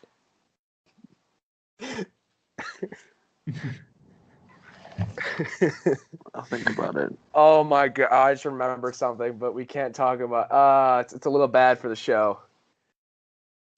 Fuck. No, we'll talk about it after. Here, I'll text it to you. We can talk about it after the show. Do you have any other opinions? Me? Yeah. Yeah, I have a ton of them. All right, keep going. There should be a mass execution of furries. I'm talking death camps, public execution, whatever you need to do. Because if you dress up as an animal and have sex with other people who dress up as animals because you get off of that, you're sick and you should be killed. Same thing goes with other kin. Because there's certain sicknesses that you can be helped with, that can be helped. And that society should accept as, well, this happens and we need to deal with it. Furries aren't one of those things. Oh god, I just got the text. Jack, did I ever send you the meme where it's like it's a picture of a concerned cat and it just says when your owner's a fur and he whips his dick out and the cat's just saying, "What you doing?" Yeah, I just remembered that, so I texted it to you, and I was gonna say, that might be a little too much. Oh my god, I was just talking about that the other day. Are you serious? Yeah. Okay, so remember Vanderzanden? Yeah. So it was his sister that I was, because he was like, oh, how do I get back at my sister for doing this? So I came up with that idea, and of course everyone was horrified. But I visited him at ISU last weekend, and he casually mentions that I said that in front of his friends there. And now they were all like, "Oh, can you explain?" So I explained it, and now a group of people at ISU don't like me. You know what? I don't think anyone's listening to this anyway. I think you should just say it on the show. His sister did something. No, I meant like your theory. No, I know. No, I'm giving a position here. All right. And he's like, "Oh, I want to get back at her, but I don't know what to do." And I'm like, "Just force her to form an eating disorder." Like, you'll be at dinner, and you'll just say, like, she'll be eating, and he'll just be like, "Oh, do you really need that?" You could stuff 2 cupcakes in your bra instead of eating them. And then you just gradually grow until, she starts believing it. Because if you keep telling someone something enough, they'll believe it. I mean, just look at college and the Nazis. Exactly. Oh, do we want more? Oh, what? You know what's crazy about that? I was just talking about that with someone recently because, like, they teach you in public speaking, like, you need not public speaking, like, in presentations, like, you need a certain level of charisma, but you also need, like, a certain level of heart, I guess. And it's just amazing that Hitler had, like, so much charisma, but obviously, like, no heart. It's just so fascinating. Like, he is just so fascinating. Like, how the hell did Hitler get an entire, like, country of people to be like, yeah, let's take over the world and kill everyone? Like, how did he get them to do that? That's like, just believe his psychotic ideas. I have no idea. It's just so fascinating. It's crazy. Like, and the whole time while I was over in Germany, I was like, I'm just walking down the street going to, my work or to class, and I'm just thinking, like, 80 years ago, this country tried to fucking take over the world. Mm-hmm. And, like, mass murdered millions of people. And yet today, they still use dial-up internet. Like, in the 30s, Germany was like... Donald Trump. Donald Trump's doing the same thing. Oh, he's Hitler. There are people, I learned the other day, there are people who unironically believe we live in some crazy fascist super hate state. And I was like, what? And then there are like the people who like literally survived the Holocaust and be like, no, that's true fascism. Look at my grandparents. The fucking Nazis came to their villages and like my grandma had to hide in a haystack and my grandpa, they pulled, while he was in school as a kid, the Germans came to his village and they pulled all the kids out of school, put them in a field and opened fire on them, and just my grandpa and his friend ducked down and were lucky enough to not get hit. Like that's what these people are equating Trump's presidency to. Like that's just offensive to people like them who had to actually live through something horrible. Yeah, just because Trump wants to build a like, which I don't really understand the problem with having a border wall, because Canada has a border wall with us. You know, you go to I went to different countries in Europe. They have, unless it's in the EU, there's border control and everything. Like doesn't Poland have like the strictest borders in Europe? Oh my God, Poland won't let you in unless you're like white, basically. Yeah, well, apparently, Donald Trump's the same thing as Hitler. It's just a fact, I guess. What I did like was Russia. So I visited Russia for 3 days. That was amazing. Where'd you go in Russia? Moscow, or a suburb thereof. It was the coolest fucking place I've ever been in my life. Huh. Interesting. The people were amazing. I've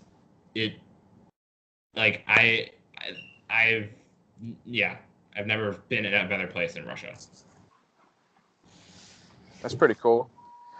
All right. What other opinions you got, if you have any? Yeah. Well, we already went over the Big Bang Theory, and fuck the Big Bang Theory was one of them. Let's see here. I believe there should be a death penalty. I support the death penalty. I support if you take someone else's life, you should have your life taken. Okay, that's not really. Or if you do something like really fucked, like if you molest a child, you should be put to death. Yeah, something like that. If you do the equivalency of ruining someone's life, you should have yours. Yeah. Exactly. I hate no, just put him in prison, man. No, kill him. Like school shooters, put 2 behind their head, kill them. Most school shooters just kill themselves at the end of the shooting. Yeah, but for the ones that don't, they should be killed. Oh yeah, definitely. Also, on that wavelength, this isn't really like revolutionary, but like they need to stop putting the faces out and the names of like the shooters, like because they need to stop doing that. Why? After these big events, because like it gives like they don't need the attention. Like you shouldn't be like making them a hero. I hate how they're turning everything into a race issue like that, like the shootings. They're like, why didn't they call this guy a terrorist, but they called, the Islamic guy a terrorist? Because a shooting is not a crazy guy going into a shopping center and shooting a bunch of people isn't terrorism. It's called a crazy guy going into somewhere with a gun and shooting people. If someone sets off a car bomb because they're not okay with what America's doing in the Middle East, that's terrorism because it's politically motivated. Yeah. Yeah, I learned that in my AP Gov class what terrorism is. It's all about political motivation and trying to cause fear in people. Like, I don't know. I maybe I've noticed this in 2019. There haven't really been any school shootings yet, right? Not really. That's good. Yeah, maybe we're turning a corner. That or it just hasn't happened yet. I don't know. All right. Anything else? Let's see here. Korean cars are shit. Because Korean cars are shit. If you own a Korean car, Hyundai or Kia, you've made a mistake, and it will never be a nice car, no matter how much you say it is a nice car. Because let's look at my friend Sean here. Sean, he just bought this brand new, very nice Kia. It's already got electrical issues. Like his turn signals in the back are not working. When he turns his turn signals on, like it's using the opposite turn signal. Sometimes when he presses his horn, it doesn't work. He pressed his horn one time and the brights flashed. Like This is a 2016 car. Damn. Yeah, and then Bosnia as a country should not exist. I think that Bosnia should be divided between Croatia and Serbia. That tends to offend people when I say that, so I thought I'd add it. Yeah, you're gonna be banned. Yep, and fuck Disney. Really? What do you have against Disney? Because, well, one, I hate adults that listen to Disney music. Adults listen to Disney music? Are you serious? Yes. In general, I just don't like anyone that listens to Disney All right, music. see you later, bro. Yeah, see ya. Yep. You're kidding me. Adults listen to Disney music? Yeah. They're like, oh, I love, like, what the fuck are you doing? And with my friend Scott, he's like 34. We're in his car and he puts a CD in and it's the fucking Frozen soundtrack. Like, what? And I'm like, what the fuck are you, 12? What the fuck? That's messed up. Yeah. Like, no, I don't want to build and snowman. Fuck off. Like, if I hear that song one more time, then how old is that movie now? 5 years, and people can't. They just need to let it go. That's a song. That's a fucking song for that movie, isn't it? Yeah. Oh yeah. See. I thought that was intentional. No, it wasn't. Dude, I've never been a fan of that movie. Well, okay. Let's talk about Frozen for a second. You get this queen who's just really bitchy because she has some health issue, and that's just the snow, the hands touch. And she has a solution. She has those gloves, right? Yet she's still a cunt to everyone. And then, because one day she gets mad, she decides to plunge her entire kingdom into an eternal state of winter. Does she realize how many people she's probably killed? Like, no. You do that. You plunge it's winter now. There's no more food production. Water's all frozen. Communications, everything. It's a primitive kingdom. There's no cars and shit. People are still using horses. She's probably killed and made several thousand people unemployed. That's my problem I have with Frozen. And then what? I haven't seen it in a while. So like, there's people that are trying to like kill her or get rid of her. They're the bad guys. You haven't even touched on the other one.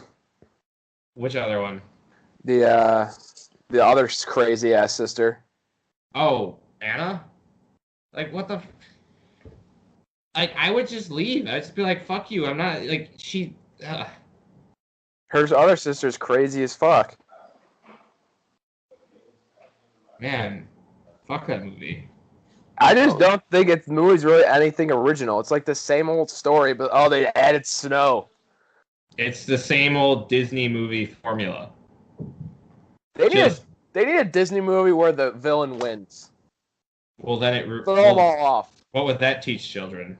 Fuck children! It teaches children that that's how life works. That usually the villains and the bad people win in the end. That's just how life works. If anything, teaching children the opposite is not preparing them for life. Because older people will always talk about people around our age, about how awful we are, and about, like, fuck you, people raised us. Like, oh, you guys have a sense... What fucking sense of entitlement do we have? What? Because we have parents and schools that push us to our mental and physical limits, and we're tired of that, and we all want to die because of it? Like, okay. Like, I had this argument with my mom the other day. She's just like, oh, people your age are just so entitled. And then I stopped her. I was like, entitled... Or just they feel so entitled. Like, can you explain what you mean by that? And she couldn't explain it. Yep. Like, exactly. Well, your generation turned bullying into like a big problem. We didn't turn bullying into a real problem.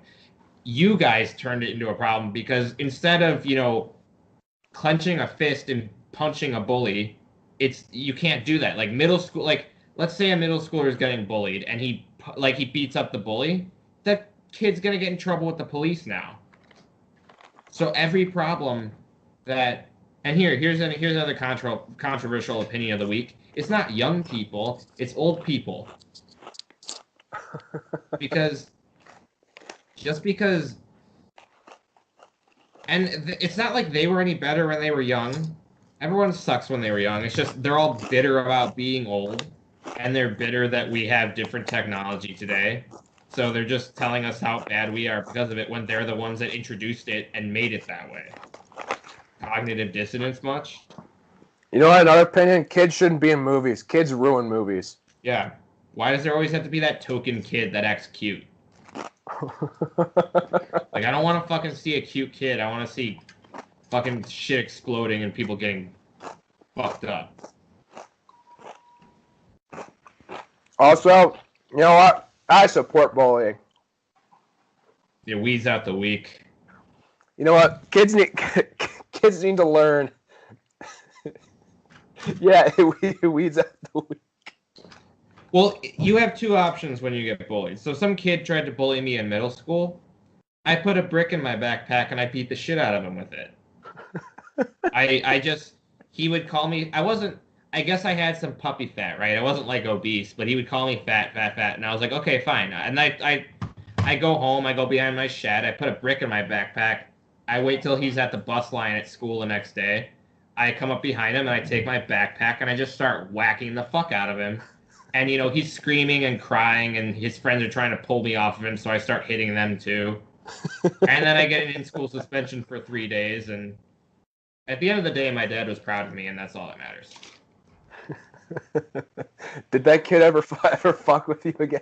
No, actually, no one from that point on in middle school, no one talked to me, but it was very peaceful and nice. Oh man, Like he got no warning. You didn't even say, "Hey, I'm gonna fuck with you if you call me fat again." It's not. No, I don't. That's not my style. I'm not gonna warn you. What am I gonna tell you? What am I gonna say? Oh, do it one more time, so that when next time he does it, he has a crew of 10 blokes around me. No, I'm gonna come up behind you. I'm gonna teach you why you shouldn't do what you do, and then it's if anything, I was doing him a favor in teaching him not to be a little shit. I bet he grew up to be an even bigger shit. That's how it works usually. I was probably in fucking jail now. He was one of the kids that wore like the one of those. Do you ever see those shirts with the Looney Tunes character, but they were like super ghetto and like thuggy? Like, yeah, all the kids who wore those are in jail now. And then all the kids who wore Osiris shoes, they're in jail. Oh man. Man, we're going fully off the rails here, aren't we? I don't think the rails were even considered. There have been no rails.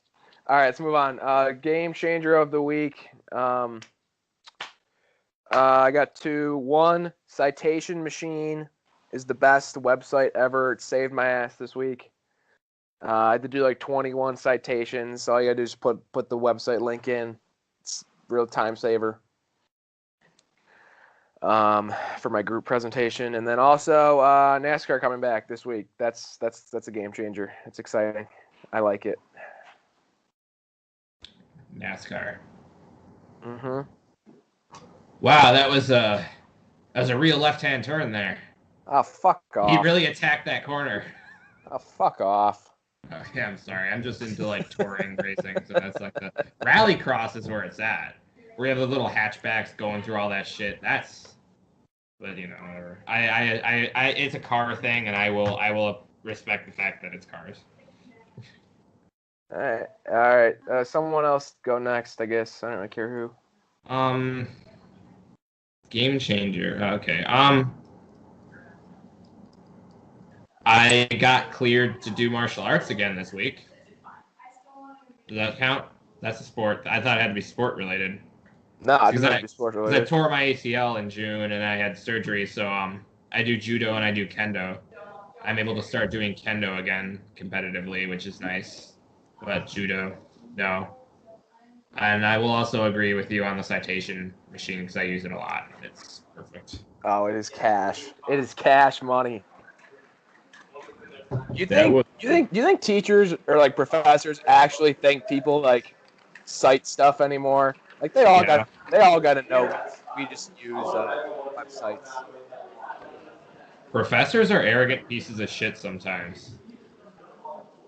Like they think that I'm gonna take the time out of my day to go cite this. Like fuck that. It's I'm not gonna. even that. It's just like you should like. Okay, first of all, it is extremely hard to go to college and not have a job, unless your parents pay for everything. But I'm not. I'm not in that situation, so I have to work 2 jobs in order to be in school and to support myself and to pay my car insurance. And then professors are like, well, you should spend 6 hours a night studying for my class. So that's unrealistic. Yeah. Yeah. Like, Some professors are douches about that. and then professors who, on the first day, they're going through the syllabus. Here's one thing I really hate. They're going through the syllabus, and then out of the entire syllabus, the one thing they overemphasize and talk to you for 5 minutes and are like straight about is, I reserve the right to make any changes. Okay, we don't give a shit. As long as you tell us you're going to make a change, tell us. I don't give a shit in advance that you're going to, because most of the time, a professor has revised the schedule in a class maybe once in my entire college career. But all these teachers are like, I reserve the right. Like, why do you have to say you reserve the right in a condescending way? Like, okay, you're the teacher. We get it. You're better than us. Okay, can you fuck off now? Yeah, literally no one cares if you're gonna like change a rule. It's literally it's your rule book. Like who gives a fuck? No one's gonna fucking do the readings anyway, so like I taught in I have to take anthropology right now just to fill credits to graduate. And I'm talking and no one in my class is that and the teacher is like, "Oh, well, I'm changing the schedule because we had days off because of the cold." And he's like, "Well, remember," and he sends this long ass email like, "If you remember on day 1 when we went over the syllabus that I said I reserved the right." And like he had to give this huge explanation instead of just saying, "Hey guys, because we had 2 days off of school, I'm changing the schedule. I'm moving it forward slightly." He had to preface it with how he has the right to do it. Like no one gives a shit that you have the right to do it. Just fucking do it. We're not gonna do the work anyway. College is just a reinforcement of you just take as little time as necessary. Don't do the things you have to do. Just do the bare minimum to get things done. That's what Bennett taught me, honestly.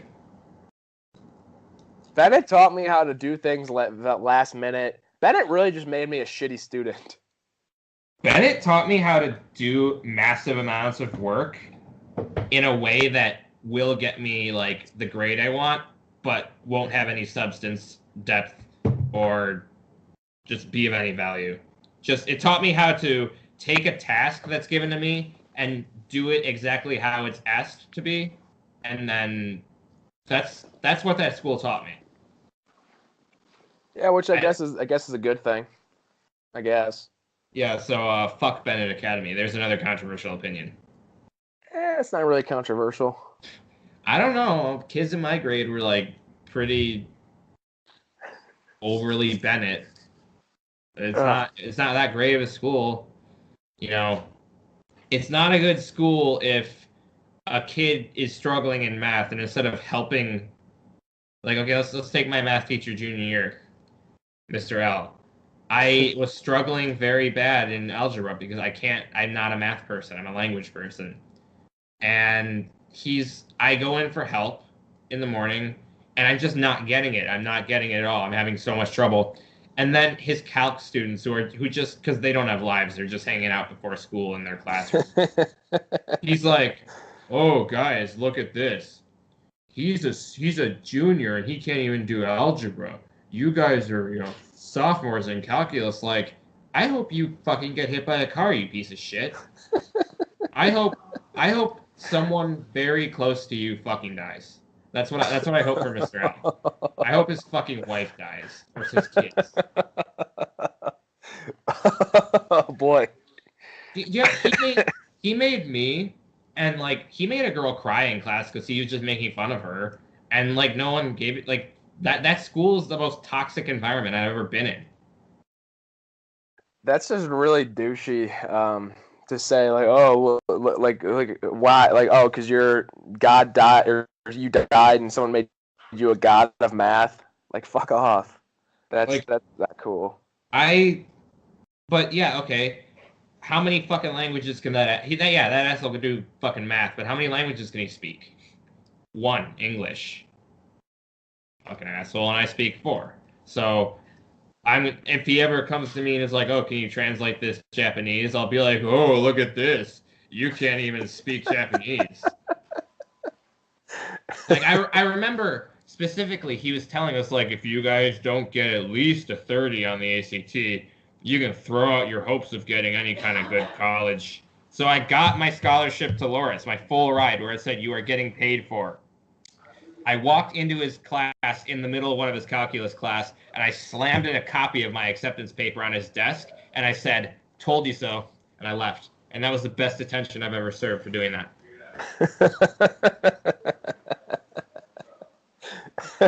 Well, because he's like, "What did you get on your ACT?" And I said, "I got a 25." He's like, "Are you gonna retake it?" And I was like, I've already applied to schools. He's like, "Well, good luck having those schools even look at your application with that score." And then the first school I fucking applied to gave me a full ride, and then the other 2 gave me gave me also good scholarships. But I wasn't gonna go to Goshen College because that fucking place is crazy.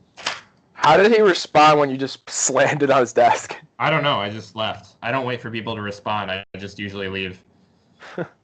I'm assuming he didn't take it very well because Miss Carlovato came into my study hall and grabbed me and was like, "Would you like to explain what you just did?" And I was like, "Oh, you mean what going into Mr. L's class?" He's like, "Yes, you know that's against school rules." And I was like, "But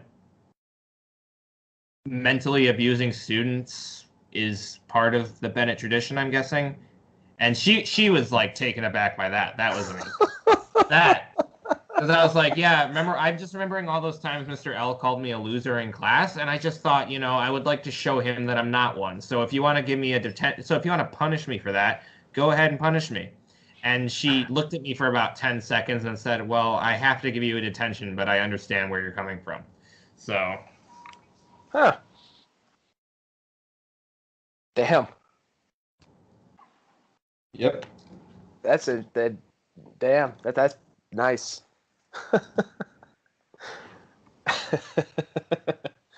Oh, that place.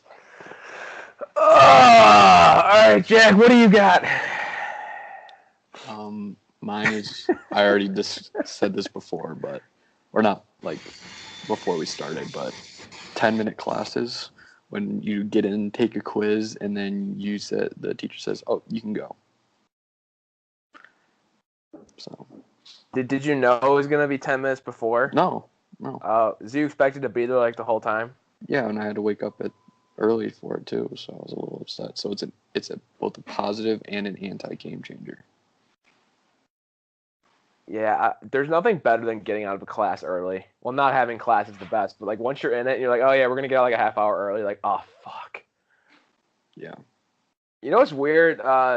I could do a 75-minute lecture in college, but 43 minutes of a Bennett class felt like the longest thing ever.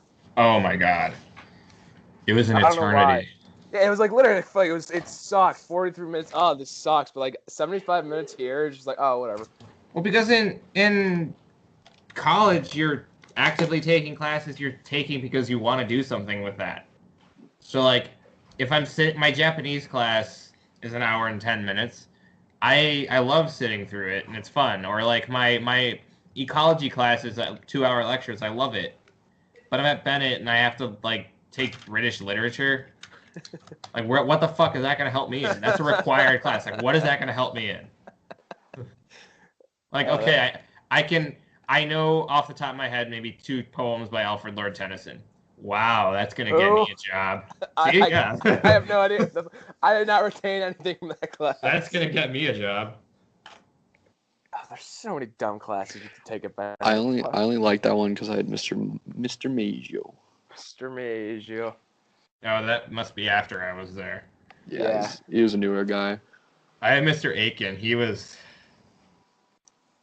a complicated guy. Mr. Maggio.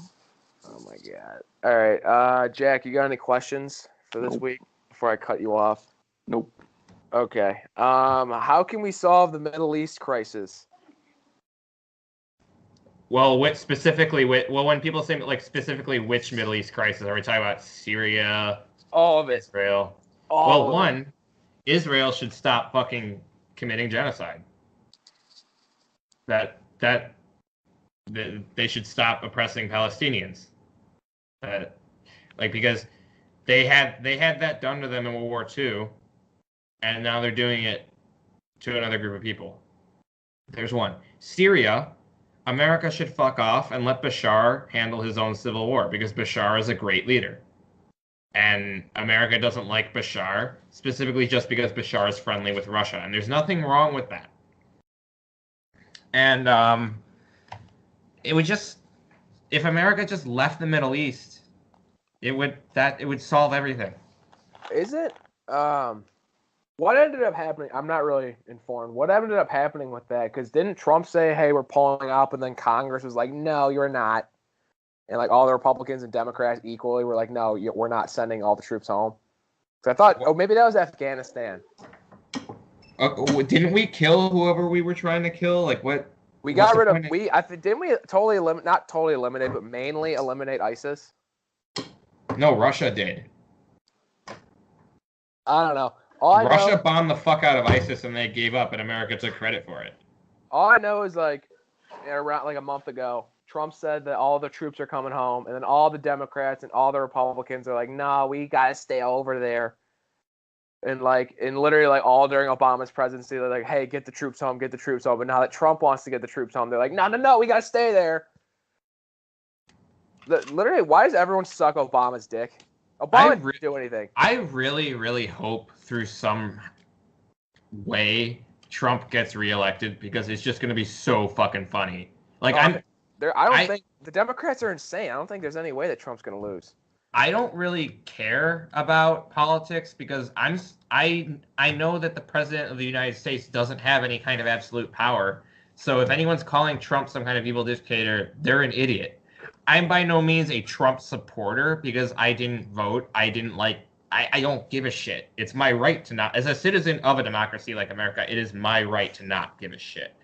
But at the same time, like, I really want Trump to win again just because it's so much fun to watch people be stupid. I'm a big Trump supporter, and I have two opinions on that. On the one hand, I obviously want to see him win again because everyone's going to flip out. But on the other hand, I think it'd be really funny if he lost because how would he personally handle with the transition of power? Because I don't think he wouldn't be into it. Like, I just think it'd be really funny. He'd be like, "Fuck that, I'm not doing that." Yeah. He's just so goddamn funny. What did he do that's so wrong that everyone hates him other than, like, every other country has very, very, well, not every single, but like, let's look at Canada, for example. You can't just go to Canada and like stay in Canada as an illegal immigrant. They will hunt you down and they'll kick you out. The same in Mexico, same in Europe. You can't just be an illegal immigrant in certain countries, but why is it a big problem that we want to stop it here? I don't know, because that's the hill that they're dying on. Because remember, there was a group who was coming, and then they were saying, "Hey, you better pay us $50,000 each, or we're coming in." And it's like, wait a minute, but I thought you were desperate immigrants or migrants. What happened to that?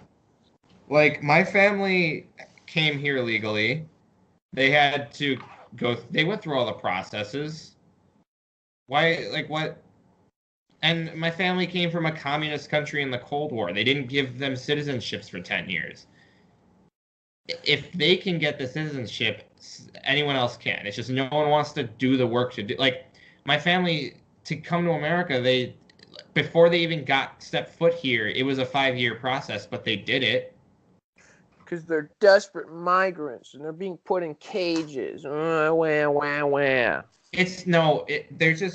That's changing words, because there's a difference between being put in jail for committing a crime, because if you are an illegal immigrant, you're a criminal. You're a federal criminal, and you're not protected under the American Constitution. That's what I don't understand about the pro-illegal immigration is, Well, this against the Constitution. They're not under the Constitution. They're not citizens. The Constitution applies to American citizens, Mm-hmm.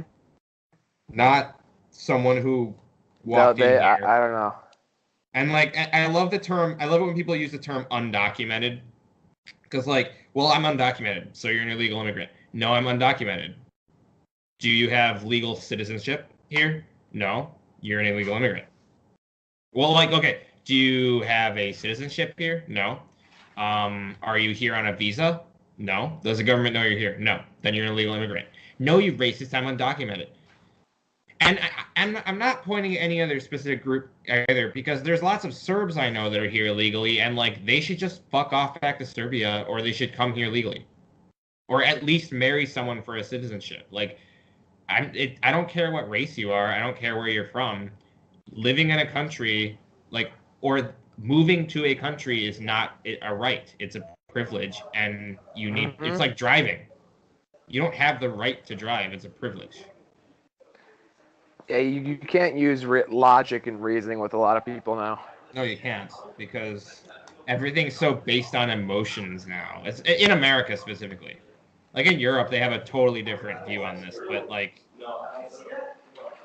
Now, this is a good point. I don't like the guy. I think Ben Shapiro is a condescending douche, but he does make a good point when he says facts don't care about your feelings. I do appreciate the sentiment, but I still think he's a douchebag. Because I'm not gonna change my shit just because. Just fuck, man. Just fuck. I'm not like how definitions of words are changing now, like how everything's racist, everything's sexist. Like I was in my speech class sophomore year of our communications in college. It was just like a speech class, and the final was we were all divided into 4 groups, and 2 groups had to go against each other, and then the 2 groups we were chosen was Trump. Is Trump beneficial for society or not? And then the teacher assigned pro-Trump and against Trump. I was assigned to pro-Trump, and I really didn't know anything about Trump or just about American politics at that point. So I did a lot of research, and I showed up to class, and when we talked about immigration, I gave my points. And, this girl in class kept calling me a racist. And she's like, they could deport me. And I'm like, why? She's like, because I'm Mexican. And I was like, were you born here? Well, yeah. Were your parents born here? Yeah. Were your grandparents born here? No, they moved from Mexico in the 1950s. Well, did they move here legally? Yeah. Do you know what deportation is, you stupid bitch? Like, do you know what fucking deportation is? You are a naturalized now. You are a natural-born citizen of America. You cannot be deported to Mexico because you're of Mexico. That's like saying I can get deported to Serbia just because my dad's from Serbia, because I am Serbian. Like I'm not gonna get deported there. Oh God, people are just so goddamn stupid. Oh my God, I could get deported. Oh man, no, you can't. Like, no, you can't. Maybe for being a moron. And then what I love were the people like, I'm moving to Canada, and then I posted this thing on Facebook of I was like, okay, for everyone who wants to move to Canada, here's Canada's like immigration. Here's like the process to fill it out. It takes 10 years until they actually let you become a citizenship unless you marry someone. 10 years. And you have to have a full-time job in Canada. You need to have a sponsor family that's going to let you stay with them. You need to prove to the Canadian government every month that you are making a certain amount of income. Canada is much harder to get into than America. Yeah, but I'm moving to Canada. I hope they do it again when he re-wins. I don't think he'll re-win. I think he'll win. Who's gonna beat him? That's my thing. From the Democrats, who's gonna beat him? They're all a bunch of Bernie lunatics. Sanders. Hillary, she's gonna fucking run again. I just hope she fucking drops dead. I like how everyone glazes over the fact that Bernie should have won the nomination in 2016, but like it was rigged for Hillary. No one talks about that.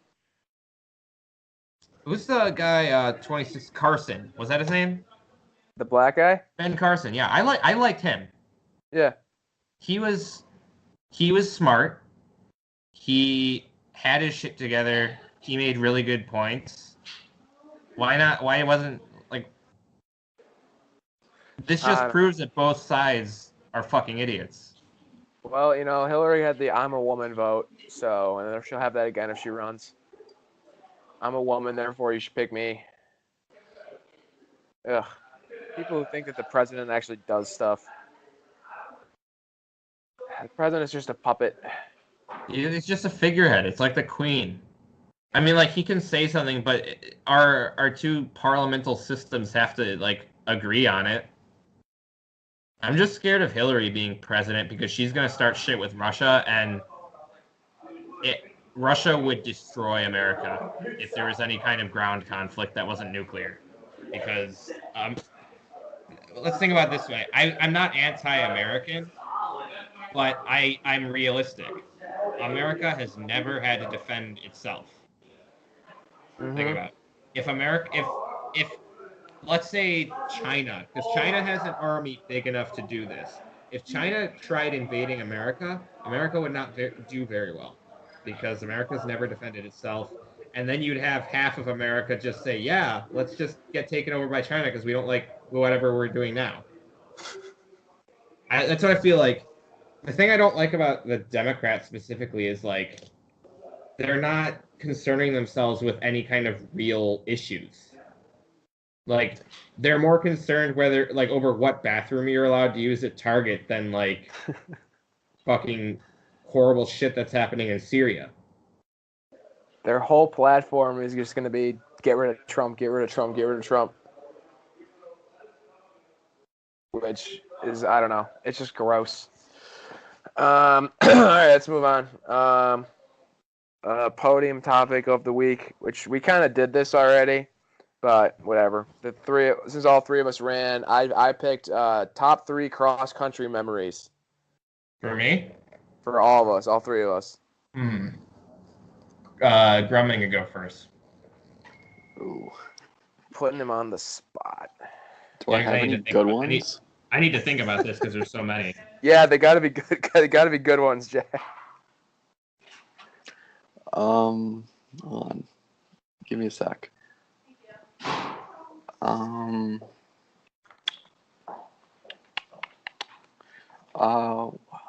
trying to remember. I just don't remember a lot of it. Okay, I remember one time we had a track workout and we came up with the Kovacs Cool Club. Which, if you can guess by the lettering, you can assume what we were calling it. The time when we were stretching and we were pestering Mr. Veslick about his ACT score, and then I also told him he should use Just for Men.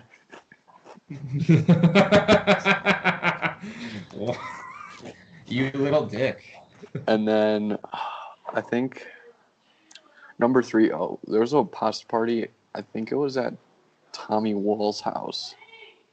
Oh my god. But when we played soccer in the back when it was like raining and shit. And that was a pretty fun time just because it was super like dangerous. People were oh my hurt god, left and right. that was bad. Yeah. I remember that. Like it was just bloodbath everywhere. It was horrible. That was rough. Yeah, that's my 3. I'm gonna go with 1. Honestly, just all the times we would run with Kovac, and he would just say a lot of dumb shit, like how he's gonna blow up the water tower. Oh, that was funny. Yeah. Kovac's like, all right, Senior guys, prank. Senior prank. I'm gonna blow up the water tower. And then Hyatt was like, Kovac, that's not a prank. That's terrorism.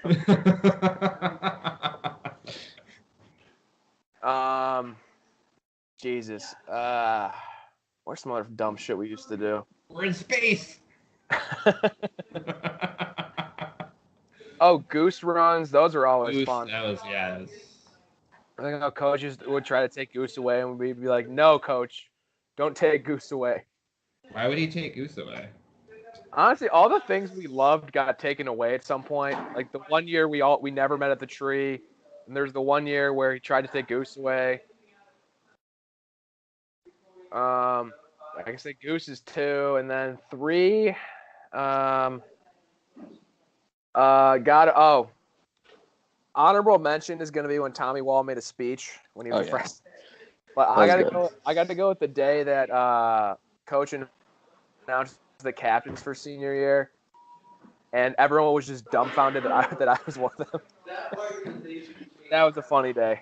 I think another honorable mention is the time Salmons got really pissed at us because we were squeaking on the floor during core, and was the famous quote of like they worked like 20 hours a day. Dude, they show The up. maintenance crew. They show up at 4 a.m. and they don't leave till 11 at night. It's like Salmons. No, it's not true. Can't he like stop being such a fucking tryhard and realize that no one's gonna suck his dick because he's sucking the dicks of the maintenance crew? See, that goes back to what I said earlier. Tryhard should be executed. Mike, I gotta go soon, unfortunately. It do be that way sometimes. Yeah, I didn't realize this was gonna be that long, which is nothing against anyone, but No, this has been a good. This has been a good. I've enjoyed myself. I feel targeted by that statement, Jack. Here, do you want me to give my 2 truths, 1 lie real quick? Because Yeah, sure. it's actually pretty good. Oh, fuck. Actually, wait, hold on. This is actually better. So, for Throwback Sports, I decided I was gonna retell the story of like the funny story from the NASCAR thing from last year. Yeah. Instead, okay. I'd rather do that with you here. Because I obviously did this the first episode, but you weren't there. Yeah. So here's a good story. So this was last June. This is jumping ahead.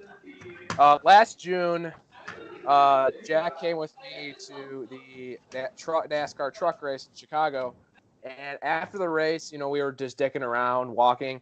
Well, first of all, we got onto the pit road, and the guy. Do you remember, Jack? Why did the guy let us on? You remember the metal detector guys? They were just like messing around with us. Yeah, no, you said we could go there, and we did. Yeah, the guy just let us in, and you were like, dude, I think you didn't have the right pass or something. Like we weren't sure. Oh yeah. Oh no. yeah, you didn't have a wristband. Yeah, no, he was just giving me a hard time for no reason. Oh yeah, because there was no one at the entrance to sign us in, so you never like got your wristband, and I had an whole weekend wristband. So the guys just let us in. They were just messing with us, and we go to Victory Lane, and the driver who won, Brett Moffitt, he was with some kids, and he was like signing their autographs or whatever, and we were standing a little ways away from the kids. I had the idea. I was like, if we stand by the kids, maybe he'll like say hey to us and like take a picture or something. So the guy who's holding his trophy says to the kids, he's like, "Man, wasn't that a great race?" And I just out of nowhere say, "Oh yeah, it was great." And the guy turned to me. I have never seen a human being give a look so dirty. That man did not want to hear that from the 19-year-old. He was pissed. There was no reason to. He was just like, you dumb motherfucker. He was so angry. That was fun because then we had to walk like 2 miles to get somewhere that was right across. That was and we were just exploring. That was a good time. I would retell that story with the person who was there. That was good. If you have time and want to give your... Yeah, I got like 2 minutes, so I'll just do it real quick. All right, so first one, in 5th grade, I did so bad in a test that my teacher had to call my mom about it. 4th grade, I would go to the bathroom once a day to play basketball with toilet paper and like the toilets in the stalls with one of my friends at the time. And then I've masturbated in the bathroom of an airplane. I'm going to go with the airplane. Yeah. Masturbating in the bathroom of an airplane. Yeah, see, I was thinking, yeah, that's the right one. I feel like I should have added like a grade on that, but yeah. That is it. I definitely believe the test one. And then the basketball one, I was a little unsure, but yeah. Yeah, and then because of it, like, my teacher got really pissed at us, and like we were only allowed like 5-minute breaks. So that was like that dumb shit in grade school where you could only go for a little bit of time. Yeah. I remember that. You could only go one at a time, and it could be only one guy, one girl. Great school. All right, yeah, I gotta go now. All right. Right. You want to say your thing real quick? Oh yeah, I'll say it real quick. Fuck Notre Dame, free 6-9. Just gotta make sure no one can hear me. Hannah Baker flopped, and rest in peace to Bud Knight. All right. Later, Jack. Catch you guys later. See ya. Catch you later. All right. Well, Jack's gone. Let's talk shit about him now. So I think. Oh, you didn't give your top 3 from cross country. Okay. Well, definitely, I would have to say the banquet at the end of the season because everyone was, well, there were certain seniors that were very angry that I got a seat at the senior table. And they felt like telling me that. And then I just kind of told them that I don't give a shit what they think. Definitely all the dumb shit you and me used to say. I'm not saying it on this show, but I always remember but what you said at Lake Park. I can offend 2 groups of people at once. Whenever I would run through that little forest area the next 3 years, I always thought of that because that's where you said that. Yeah. I was like, ooh. Oh, that's where I literally kicked a bee. Remember that? Oh yeah. I kicked a bee, and then everyone was like, "Why did you do that?" And I'm like, "Because it was flying near me." But the ultimate has to be when we had a track work. We had a speed workout on the track, and I was just with Van der Zanden, and we were on the edge, and then Brady said something to me about, like, he's like, "Oh, you should try." And, like, I wasn't even running. I was on my break. And I just I just said, "Fuck off, Brady." But then the coaches were right behind us, and they told me to go home. I was like, okay, fine. And then I was like, I can just go home? And he's like, yeah. And I'm like, okay, peace. I'll see you tomorrow. I would remember there were a couple ones you and Van der Zanden got kicked out, and I couldn't remember why. Swearing. Didn't you guys sometimes, what was it? Were you guys the ones who would, they would, like, take more breaks than you were supposed to? No, like, we got in trouble because we used our phones to time our speed workout because we didn't have watches. Oh, the watch thing. So to coach, instead of putting 2 and 2 together in his stupid little fucking head, he assumed that means we're cheating on lap times, and I'm like, okay, you're an expert at running. Look at the lap time I gave you. Am I really trying to make myself look good?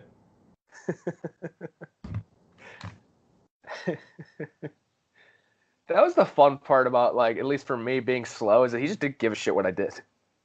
Yeah, like, when you don't have the microscope over you, it's just so great just to exist. And there's like 40 fucking people on the team, so.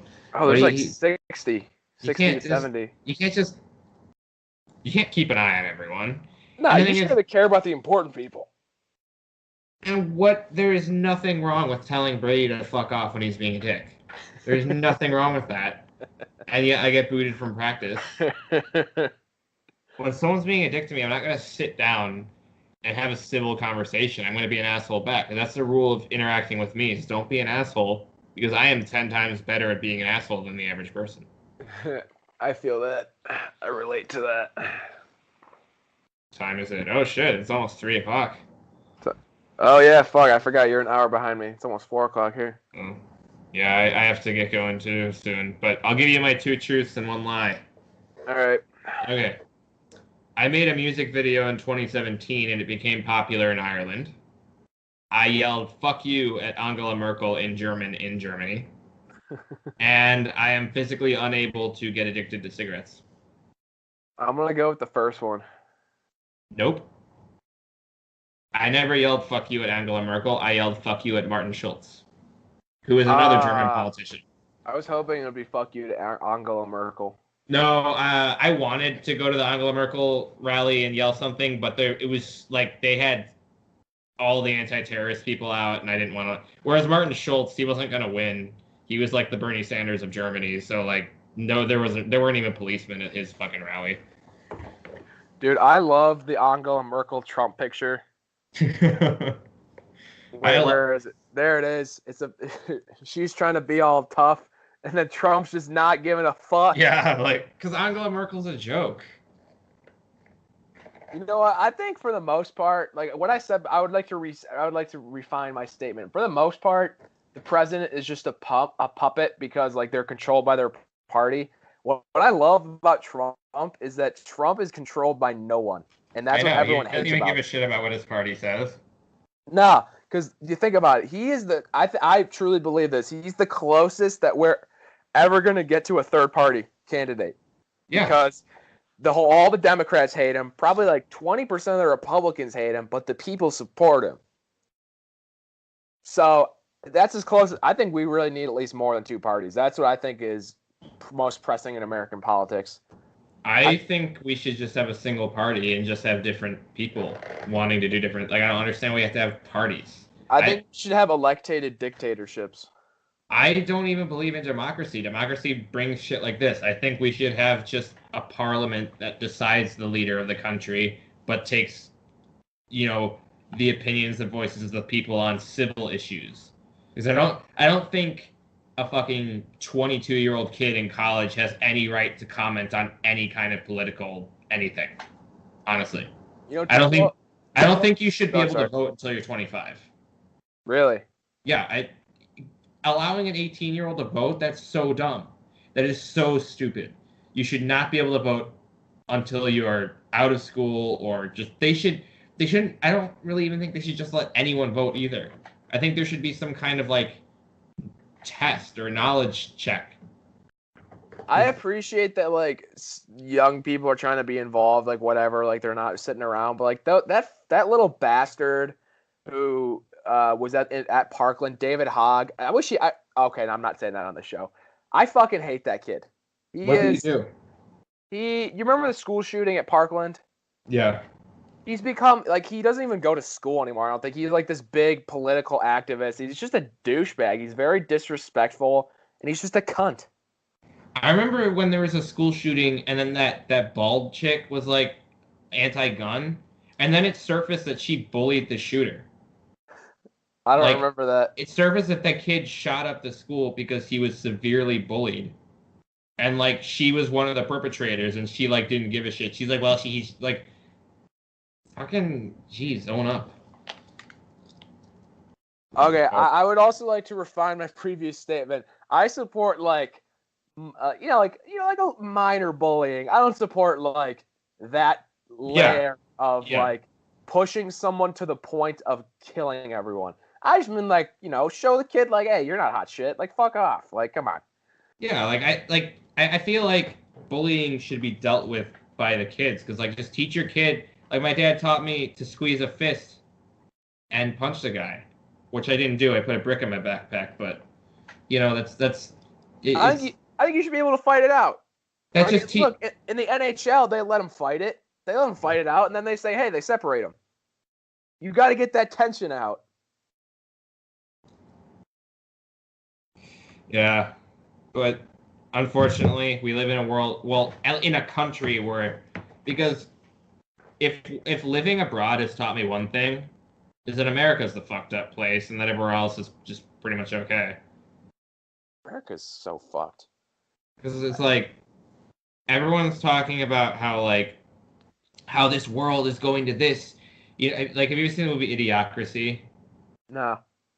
Well, everyone likes to cite that movie as like what the world is becoming. The world's not becoming that. Just because some people in America are idiots doesn't mean the entire world is idiots. Because the entirety of like, I'm gonna say Europe, for example, looks at America and they're just like, okay, like they look at America as kind of like a containment vessel for all the craziness that it. But I don't know. I just hate it when people are like, oh my God, this world is this. Like, there's more to the world than the United States and Chicago, because most people who say that have never even left the country. And going on vacation to San Marco Island doesn't count as leaving the country. Also, to add to your point, I mean, kind of like Mr. Knoll said, Mr. Knoll is probably the best teacher I had at Bennett, and he said democracy is the most inefficient form of government.